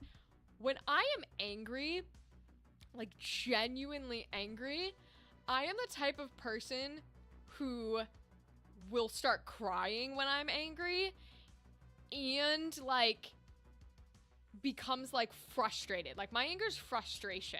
So when I was in there, I was bawling my eyes out, and that nurse and that doctor are lucky that I was crying so hard that I could not fucking backhand them. Like, it's not a joke. I would have said the most foul things you have ever heard in your life. I would have uttered to their faces. Like, but I was crying so hard that I could not get like anything out. Because I get this from my mother because my mother didn't swear. It's not a thing that she did. So when she would be in pain, like she stubs her toe or something, she would literally say, ow, or ouch or oof. Like, those are literal things that she would say because she didn't swear. And so I have a tendency, having grown up with her, that even though I do swear, when I am in pain, I think people are so surprised when they hear it. I'm the type of person who will go, like, I just make noises. And so many people haven't heard noises like that since they heard a 3-year-old throwing a tantrum. So when you see a grown-ass girl go, ow, ow, ow, ow, like, just consistently, instead of being like, oh, fuck, I'm in pain, I'm literally just going, ow, ow, ow. That is me when I'm in pain.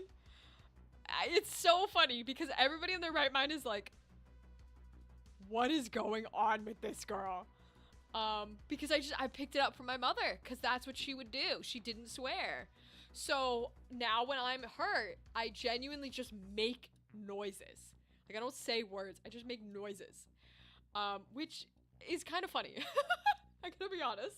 It's a little funny.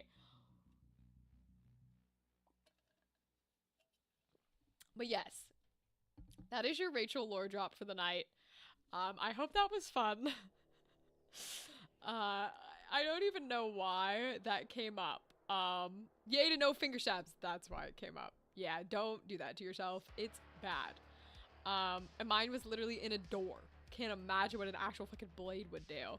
Oh, you said something about the bedpost. I'm so sorry, birds. I was so in the moment of that, I didn't even read it. Let me see what you said. For the bedpost, my mind actually went to chopsticks since they have a bit more girth. But since the toothpicks are already pointed, that can make for easier assembly. Oh. No, I get what you're saying though, because it looks a little weird with how skinny the toothpicks are. I will say I agree with you on that. I guess it depends on how well we can cut the foam. Maybe we just make foam poles? I don't know. Nah, you're all good. The lore job was worth the build detour. I'm glad. I'm an entertainer. I'm usually a just chatting streamer because I just like to talk and I like to have conversations and all this stuff. But I'm having a lot of fun doing build things. So yeah, and sometimes we play games and stuff here and there. But yeah, there's some crazy ass shit. Crazy ass shit. But okay, we will continue build. So I'm gonna try Luminescent. Your idea of oh, I need to shuffle my music because it is playing Epic the Musical and it needs to get that shit out of here. Sorry to Epic the Musical. I just only like a few of your songs. Let's shuffle. It's gonna give me a bit of like Boys Town music, but we'll shuffle Teeth. Okay, so let's actually, I do have a measuring tape, which I could be using like a smart person. If we're just gonna cut thin pieces, then let's measure our little dudes and see. Okay, so how long is this?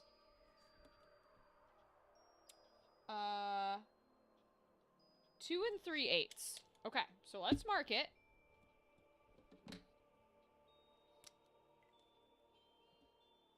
2 3/8.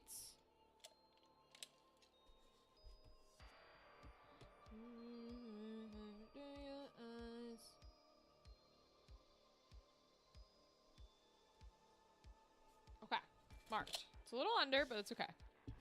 Put your votes on me. Devil, put your hands on me. Never, ever, ever, ever let go. Alright, so here's what I'm gonna try and do. We're gonna do the multiple layer cut method instead of trying to go all the way through. Let me get my wood out. And let me clamp my foam. Okay. I don't know. Push me away, yeah. Ooh! I missed him.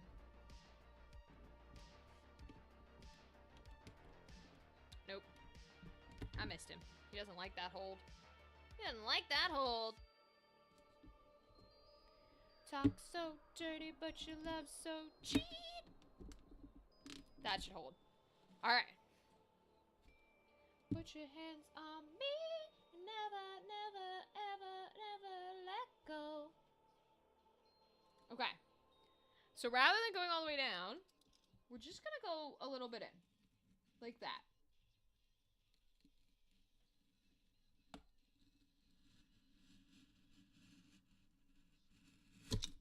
Okay. Whew. How far did that go? Only a little bit. Let me try the... No, I think we're okay. We went in a little over here. But I think that's okay. Never, never, never, ever let go. Okay, so that's up and down.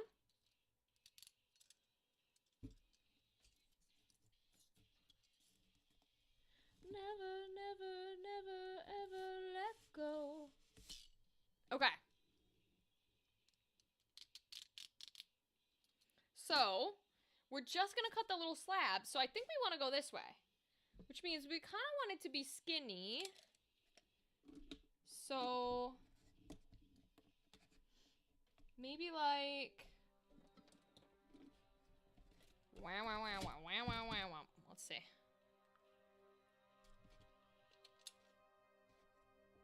So it's 3 inches right now. So, hold. Nice. So maybe like... half an inch? Let's try half an inch. Oh, come on. Let's try half an inch. See if we can do that.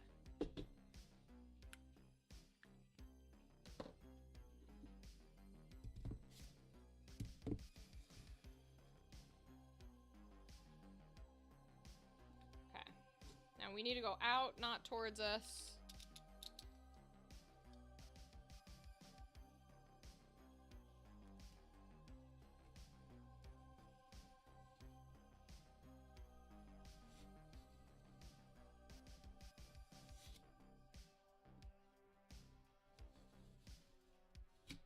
Okay.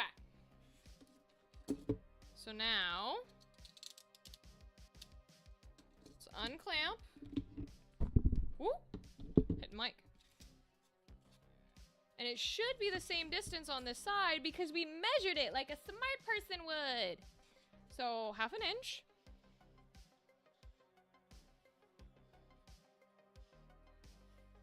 Oh, must be skunk. Okay.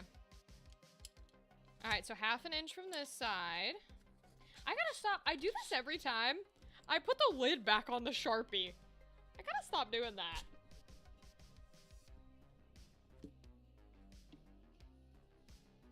Okay.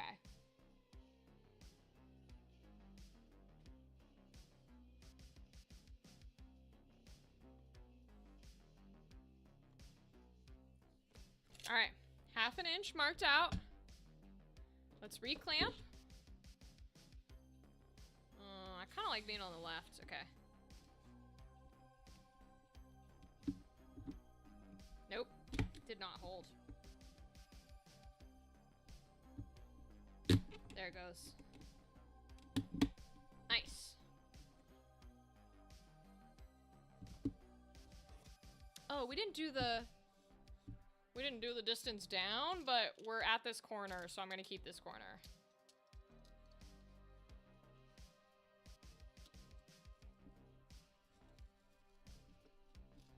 Hold.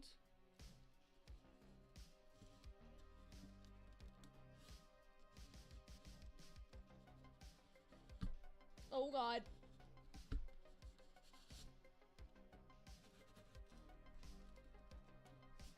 Alright, a little bit of a misstep there. Not a dangerous misstep. We're safe. We're okay. Oh, well, maybe not. Oh, is that a locking mechanism? I think I just finally figured out how to use this blade. Wow, it's about time. Damn. Oh, and I put the clamp on the thing. Okay.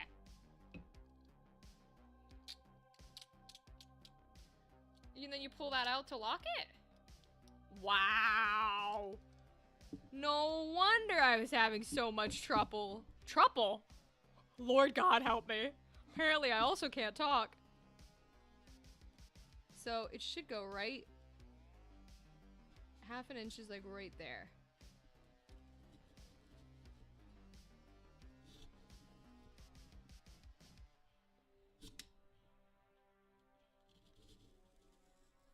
Ah. I miffed it a little.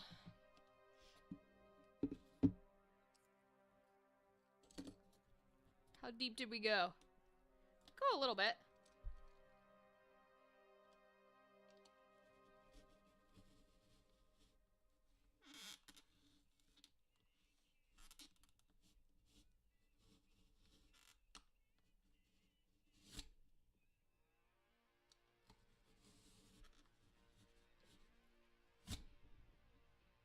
It's gonna be a little choppy on that corner, I think.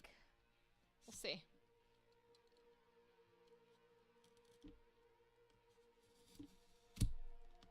Oh, that's definitely not straight. I felt that.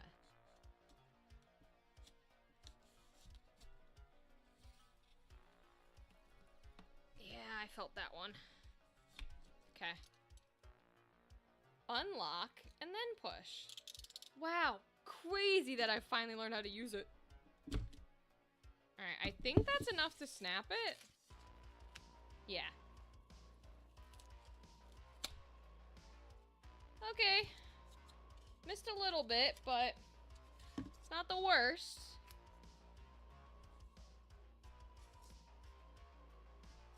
Okay. So there's one layer. So now, can we make it in this guy? Yes. So we should just cut out another sliver here. Oh, but we've been doing this way instead. Okay, so we'll do another half an inch then. And that should work. Okay.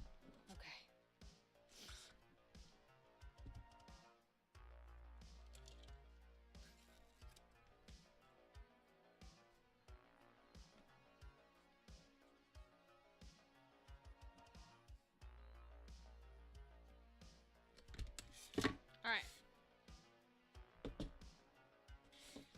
Clamp it back in.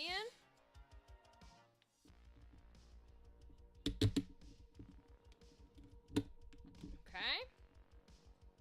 Very slow going. Yes, luminescent. That's what we're trying to do. Make it nice and gentle and slow, and hopefully we get a little bit of a better piece. Then when we do this for real, we will be doing it correctly. That's the hope. Nice, gentle, and slow.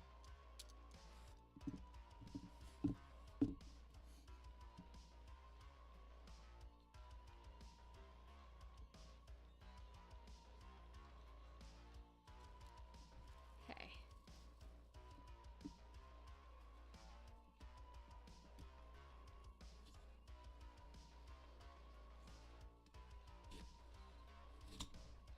Okay.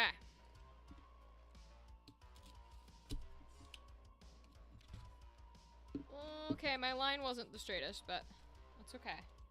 Alright, flip to the other side. Lurkin, if you need me, yell. Got you, gal.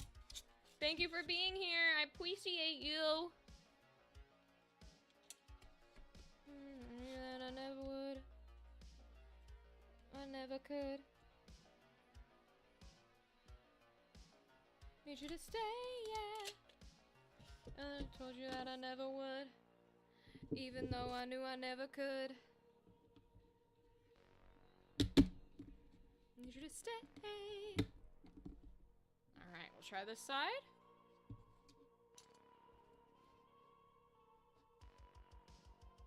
It's about even.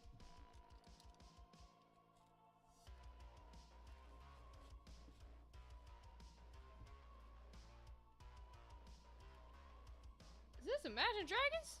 Okay.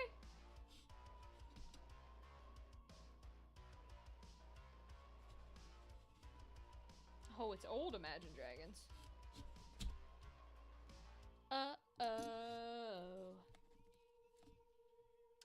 shoot. I might have put it on the wrong side. Because by doing it on that same angle, it's also not going to be in an even piece. I see what happened. Okay. Well, we'll use it since this is our practice.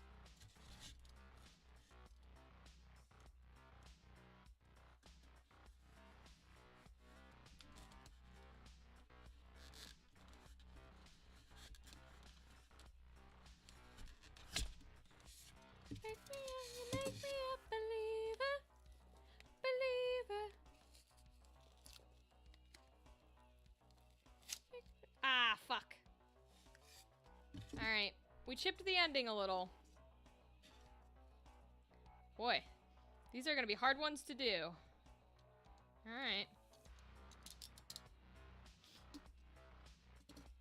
So, those would be like our beds. So I definitely think... I kinda... if we had the thickness right, I think it'd be okay with that thickness.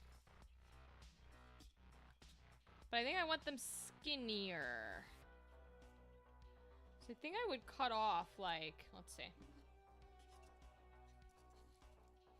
So I want them, like, really skinny plank bed style.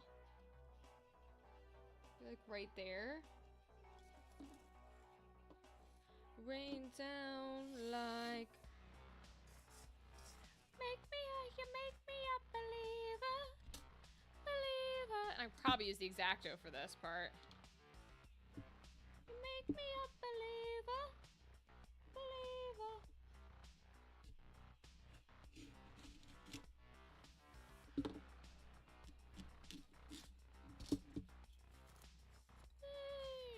Yeah, I feel like I'd make them that skinny. Yeah, that's a good little plank bed. And then we'd put another one on top. Okay, so... this one got a little fucked up, unfortunately. But... yeah, it's a little fucked. Maybe this way? Rain down. It rains down like... make me a believer.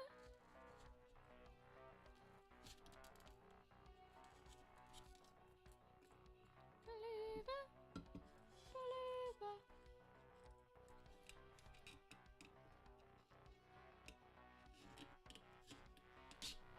Ah. This is where that clamp would be useful. Okay, so... probably do like that. And that would sort of be our bed. So then we'd need little poles. Maybe we'd make them out of... woo! This kind of guy?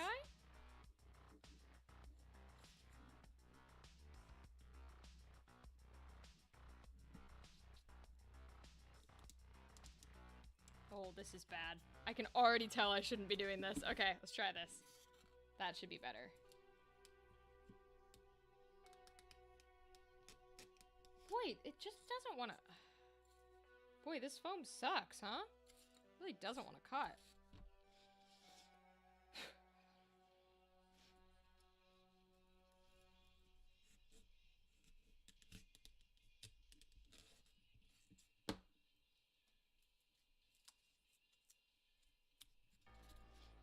Probably do like that, maybe? Oh, that's probably a little tall. Yeah, it's a little tall. Cut off the bottom. That's closer. Let me see my toothpicks.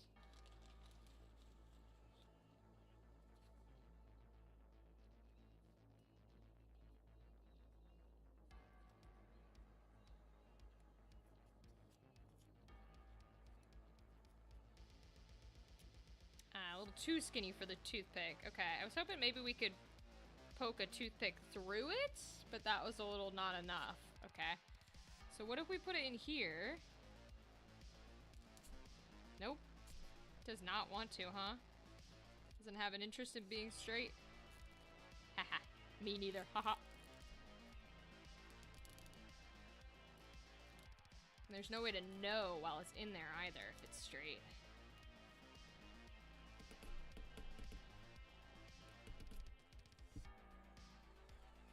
popped out just at the end. But in theory, something like that would work. Where we would then do...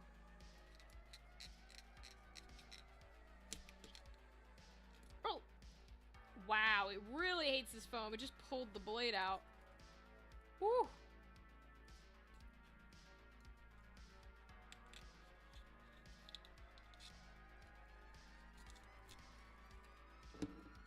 So we would do that, and then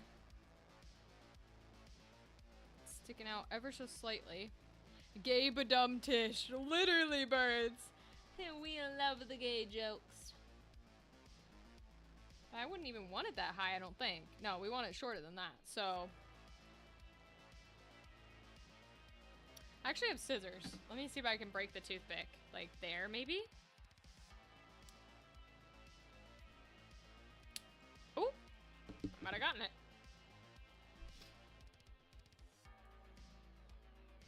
Is that better? Still a little tall. Honestly, we can like cut it in half. Cut another chunk.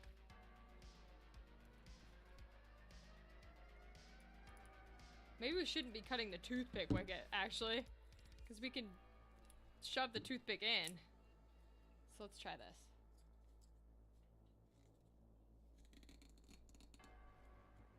We're gonna do a little hammering.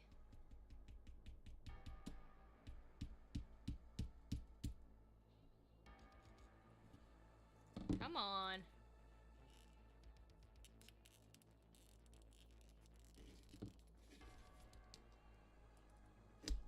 Okay, there it goes. And then we would do this. So we would need a little bit more of the toothpick, but we could do something like that, where it'll give us the foam to paint to be like the pole, but the toothpick can give us the structure. Yeah, I could see that. So this is a very shoddy cupped version, so we're gonna have to figure out how to make it nice, but I don't think that's impossible. Let me see. How long would we need to? Like right there. And then toothpick.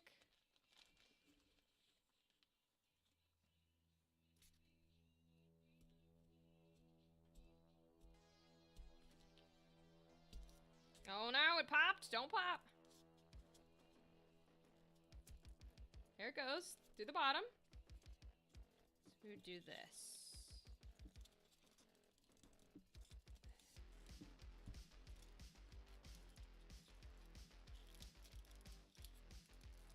Yeah, so then we'd make it nicer, but essentially we do like 2 of those on each one. It'll give a little girth, and it'll make it our beds. Okay, I'm kind of vibing with that. That can work. This could also work for like if we want to add height to other things, like our plantation style mansion is supposed to be ooh, we could make like gates this way too.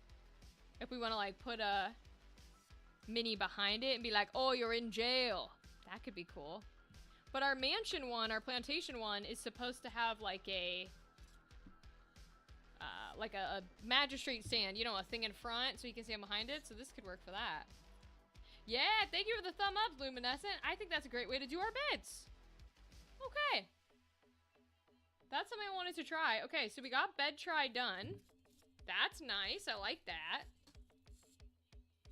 I like that a lot. Okay. All right. So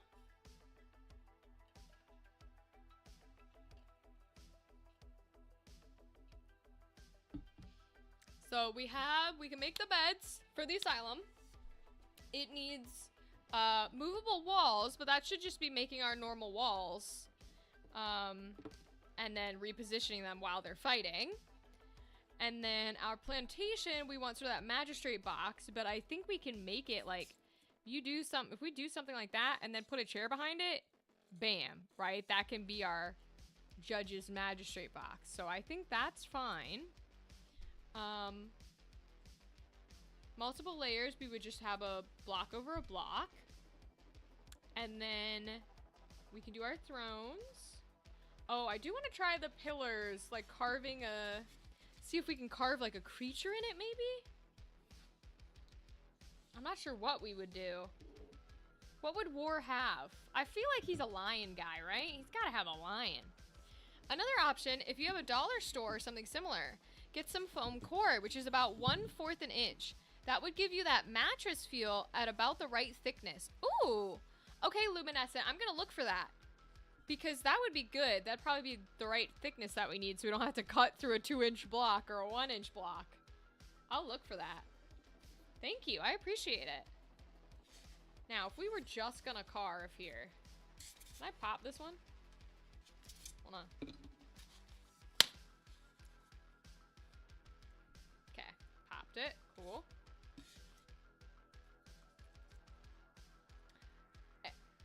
You know what I kind of want to do? I'm about to use this big old block as a canvas instead of the little one. I want to see if I like draw on this, can I then carve it out to be like a big statue of War or something? What could it be? What would he have? Let's start with something simple, maybe. So, he might have those big knight soldiers, right? So, yeah, because that's simple, Rachel. What about those 2 swords that I was talking about? Could try that. I'm not the greatest at swords, but... Or a crown. We might be able to carve a crown. It would kind of be like that.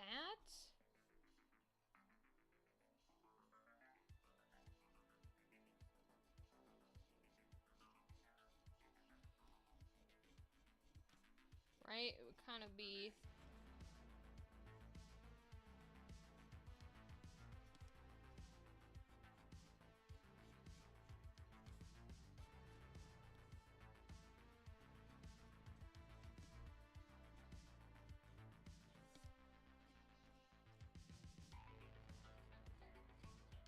kind of be like that, and then maybe it wraps around, and then maybe there's like a...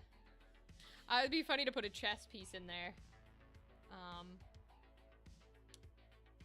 But I don't know what it would stand on. What could it stand on? Maybe like a chest or something? Kind of like that.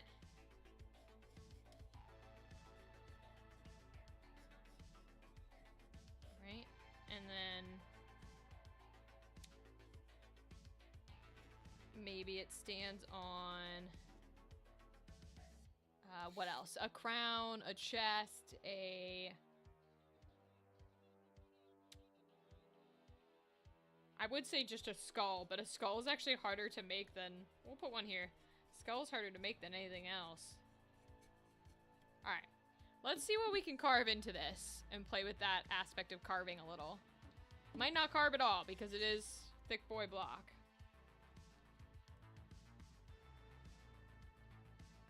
I'm just gonna use that as the idea, so let's do... We'll make the crown.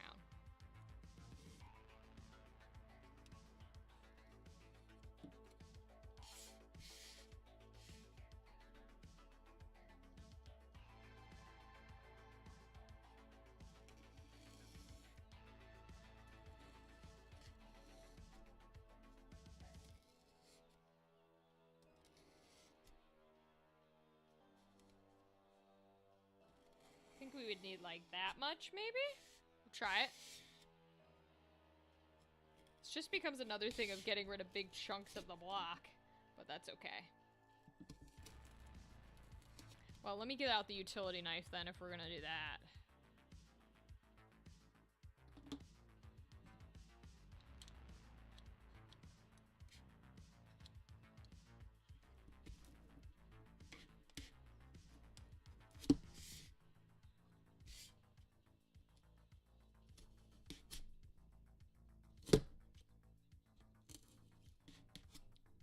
Not the sharpest, but that's okay.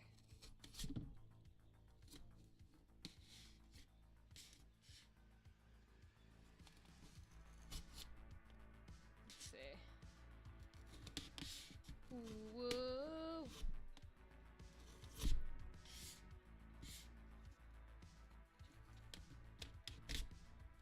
It's the middle center of the foam that doesn't like to cut smooth.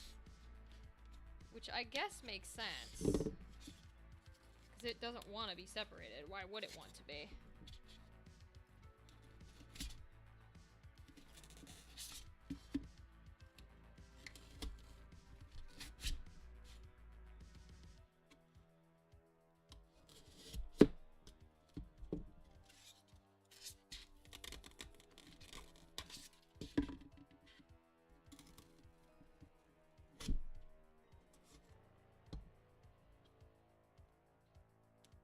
Maybe we should just, like, cut a pillar first.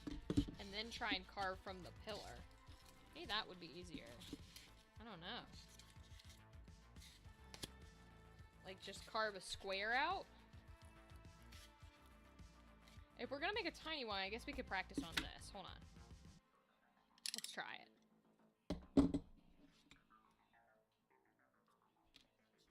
Because what I would do is I would just, like... start shaving off corners.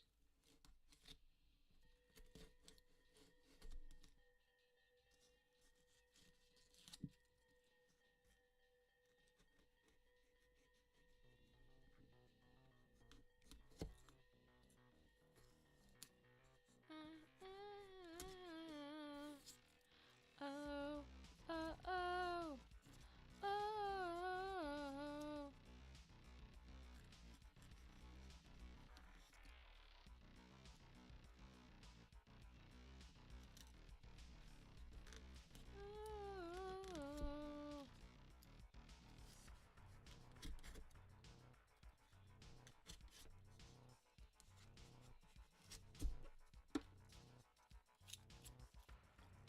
Let's see.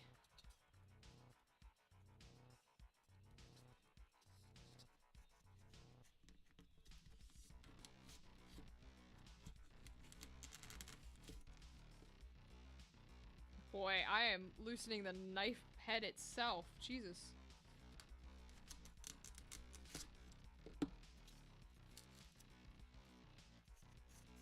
Yeah, I think we'd be like carving it like that, I think. Right? And then we could put shapes into it? I don't know.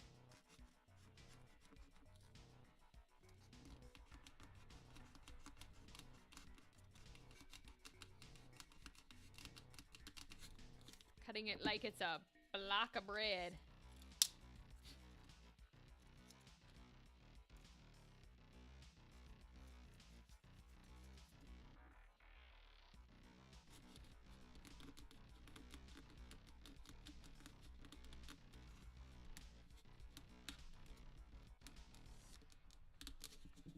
I do it right.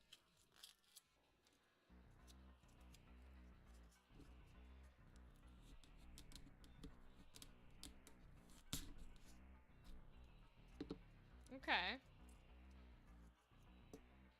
It's a thick boy pillar, but something like this I feel like could be a mountain. Or maybe like a stone rock outside if we put it on like a base.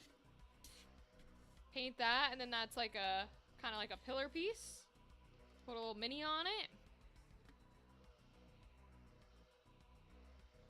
Yeah, that could be cool. Where he's like standing on the top of a mountain or something. Fire. Okay, so we're learning how to make little things in between here.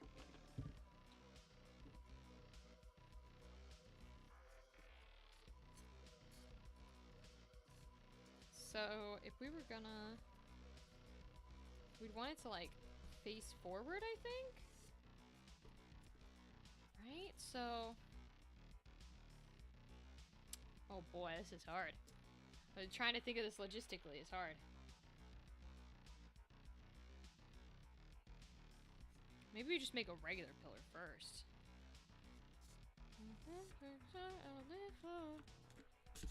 Anymore.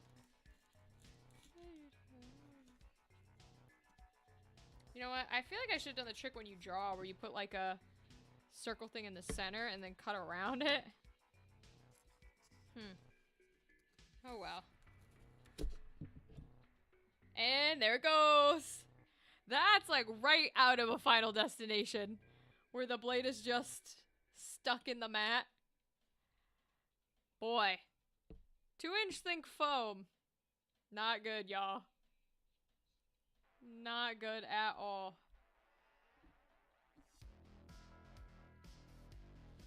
Whew. Alright, let's put him down for a second.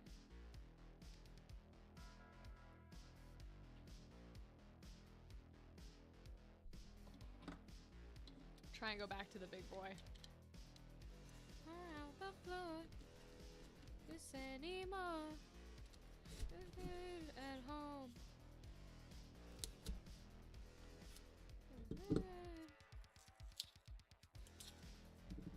Have stayed at home.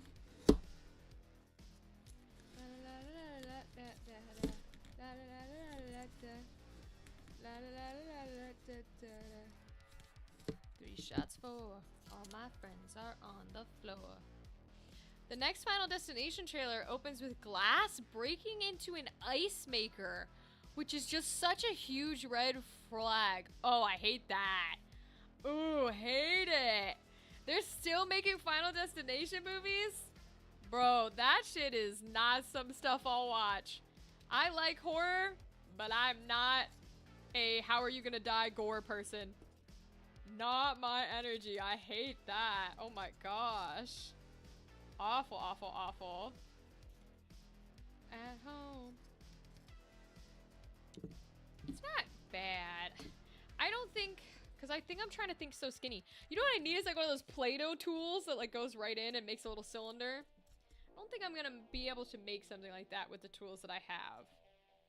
So maybe pillars are not happening.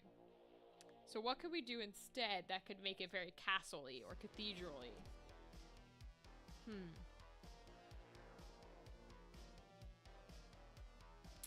We could do...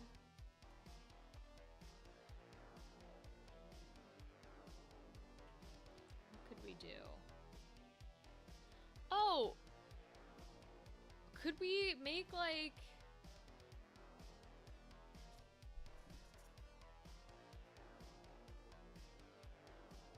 I'm trying to think.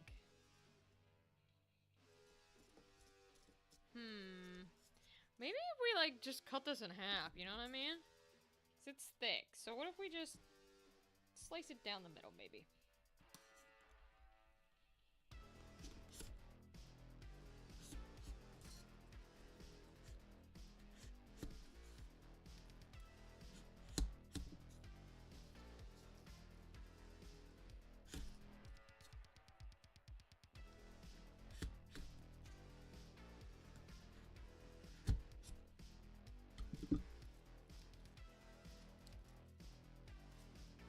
Wanna be your slave, I wanna be your master.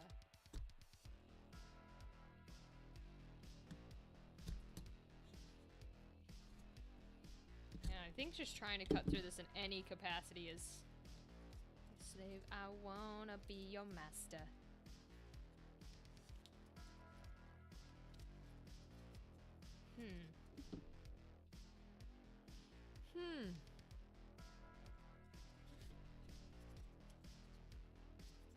Jeez. Let me get the long one out. Maybe that'll work.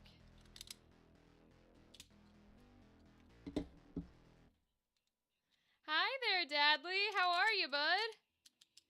We are playing around with a couple things. I was practicing making our thrones, so we have made a chair. Trying to get it smooth is going to be the hard part, because nothing wants to cut through this foam. And we are working on how we're going to make, like, double-decker beds.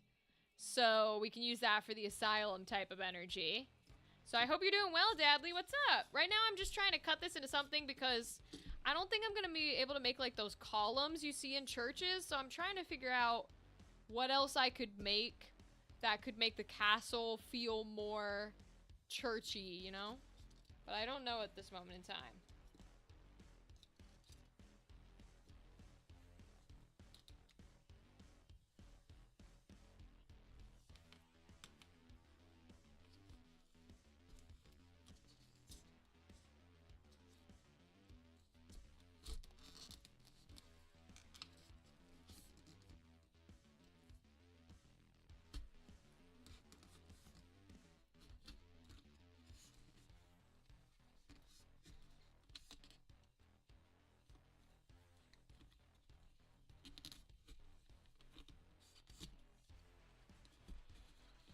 is a generic little peaceful song that I am not enjoying.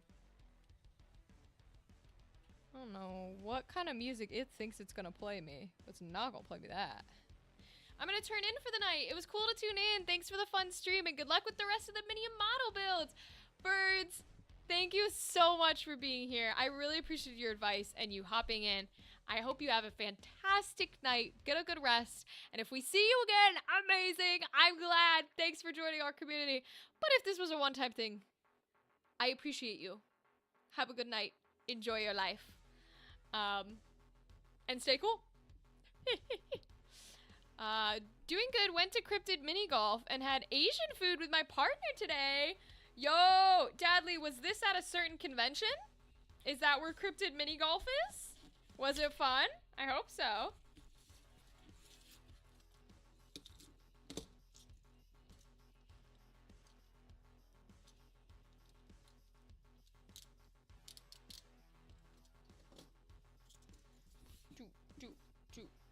Down, down, down, down, down. See, these look cool, but like, I feel like if we were gonna use these ones, they could be in our, like, our broken set. When our queen breaks the castle, they could be little remnants. That could be cool. Maybe she, like, stands on one and is, like, all cool or something. They could be steps, even. Alright. Not bad. Hopefully not a one-time thing. Just happy to be joining for the first time in a while. See y'all. Good night. We'll see you again. Alright. Like, what could we do here? I'm trying to figure out what we could add to the castle or the cathedral. Although, honestly, that might look kind of cool if we do columns like that, where they're kind of stacked on top of each other, all weird looking.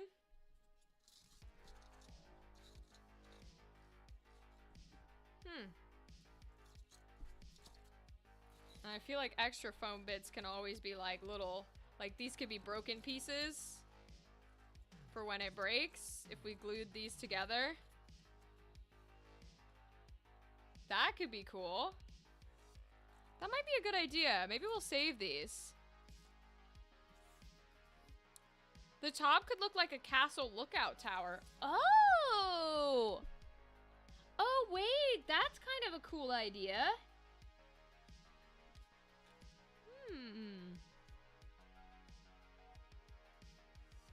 That could be cool. Lookout tower energy. Huh. You know what? I think we're just gonna paint them.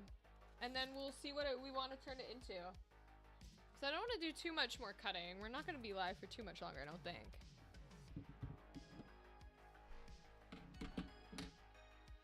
So let's just black coat it, maybe.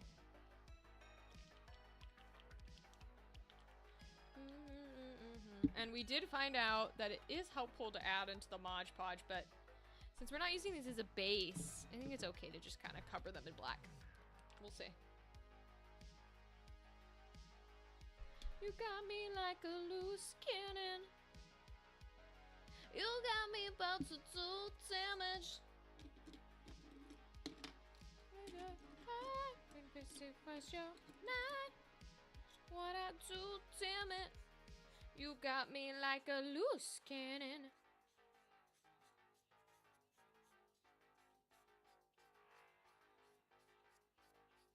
Can't function.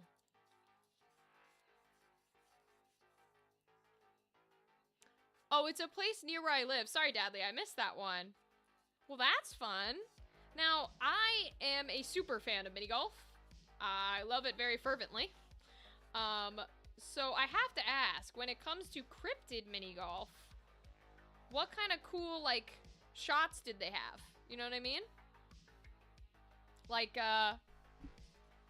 you know, was it, like, was there a Bigfoot one and you had to, like, hit it through his feet? Or a Mothman one, you got hit it in his eyeballs? Like, what was the energy?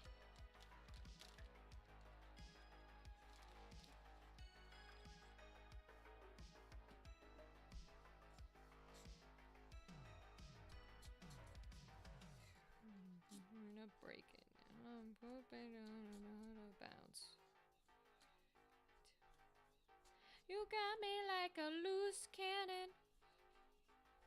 You got me about to do damage.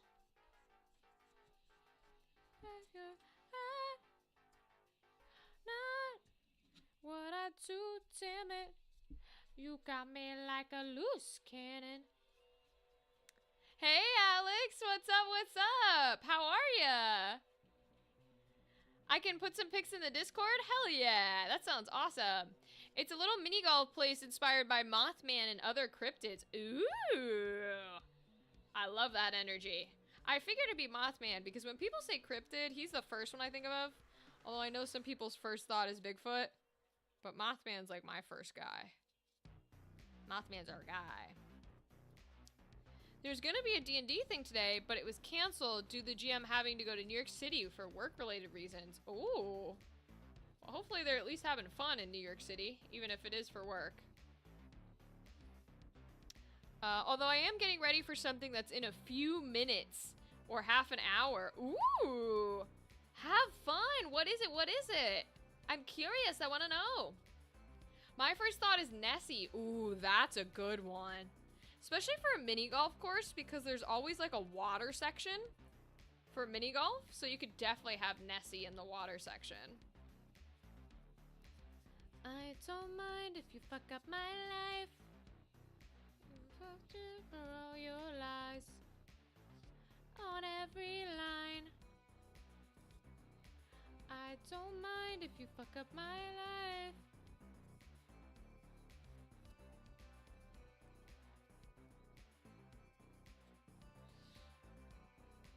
Oh, this is the one without Demi Lovato. Boo. Gotta have Demi.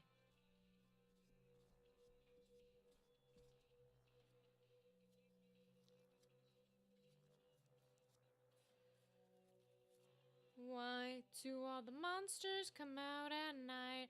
Why do we run when we wanna hide? I don't mind if you fuck up my life. Alright, we'll leave that be. On every line. In the Discord now? Awesome. Somehow, probably taxi going to the airport. Oh. You're going to the airport? Are you allowed to say what for? Is it for like a convention or something? Because I know there was a Midwestern convention this past weekend. I think they still consider themselves Midwest. Oh. Either way, have fun. I know not everyone likes flights, so hopefully you don't hate flights at the very least. I don't mind if you fuck up my life. You're a sucker for all your lies. Laundry on every line. I don't mind if you fuck up my life.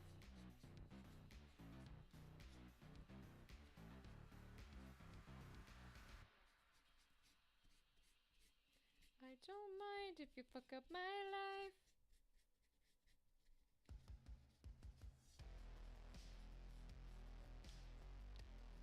What? Boy, this has no idea what to play me. Because it literally just started playing Greatest Showman. Oh, lore. Athens. Ooh, have fun. All the cryptid are mostly well known in my state. Oh, really? It's like an actual thing where you are? That's cool. So, Dally, that means you can name me like 10 cryptids, right? Right? What are the 10 cryptids? There's probably plenty more, but now you gotta prove your mettle. Show your worth.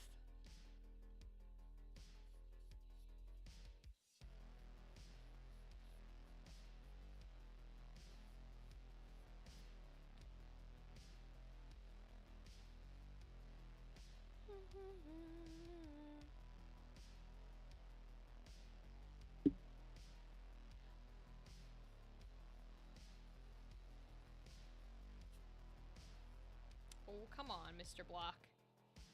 Go on in. Thank you. That's better.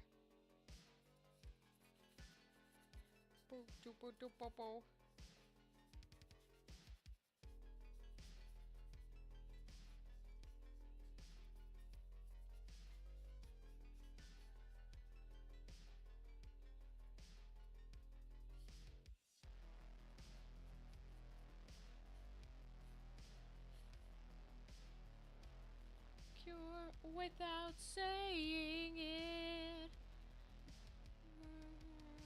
Well, then you're caseless, bitch.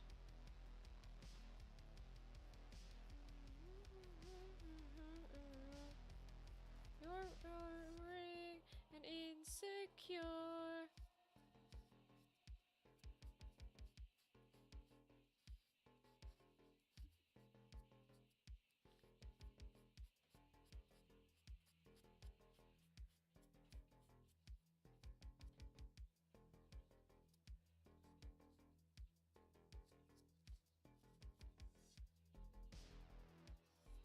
Insecure without saying it. If I'm the death of rock and roll, you're tasteless, bitch.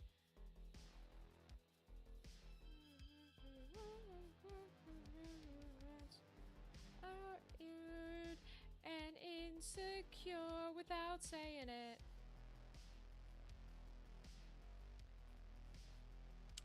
Wild. YouTube has no idea what to play me. I'm gonna let this one stand because I'm always a sucker for Nerdy Prudes Must Die.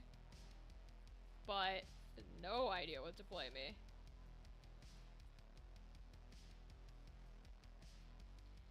While I was gone, did you really think you'd get away? That I won't safe, that I won't break you. You can see I'm much improved. It ain't good news for you, ya bitch. 'Cause I've got a list, and you're on it. Whoa, whoa, does the math club come for you? You should've joined the smoke club, you nerdy prude. Nerdy prudes must die. Nerdy prudes must die. Everybody cool walk this wasn't for their lives. Freedom guys. Blood will be my prize. Walk you shop the cock you block. The wit you demonize. Take revenge. I could give two shits that you buried and left me. Defiled my body. You pushed me off the edge. I'm on a new crusade. The world is just too well behaved. It needs to be saved. And you're too weak to be enslaved. Nerdy prudes must die. Nerdy prudes must die. Everybody cool, watch me. Nerds run for their lives.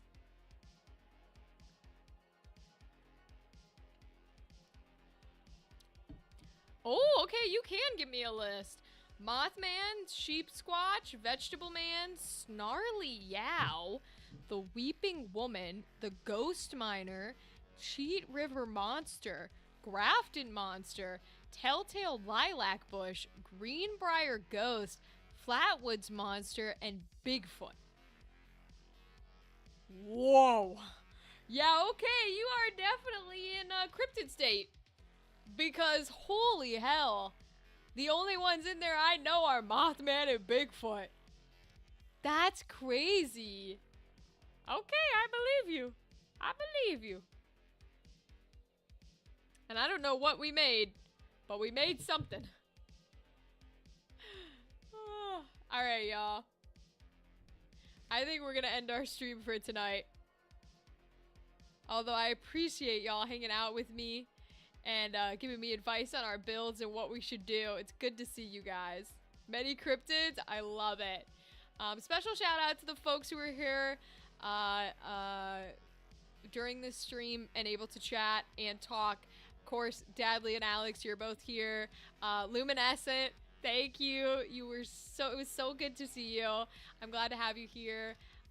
We already said peace to our other friend Birds, And there was a beautiful Harry GM, I think was the name, who was here for a little bit. So thank you to them. And of course to Gal. And, you know, Sheep Squatch, Mothman, Bigfoot, Greenbrier, Weeping Woman, and Ghost Miner. That's crazy. I don't know cryptids at all. But yeah, I'm gonna peace this out for the night. I appreciate y'all. I don't think we're gonna raid. I will double check. Let's see. Oh, Damien Haas is on? Bro, I'm about to ditch all of y'all and go watch Damien.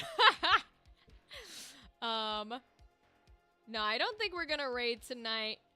So this will just be a nice, gentle peace out. Because I don't see anyone on that we necessarily would send stuff to. Okay. Alright, y'all. Have a good night.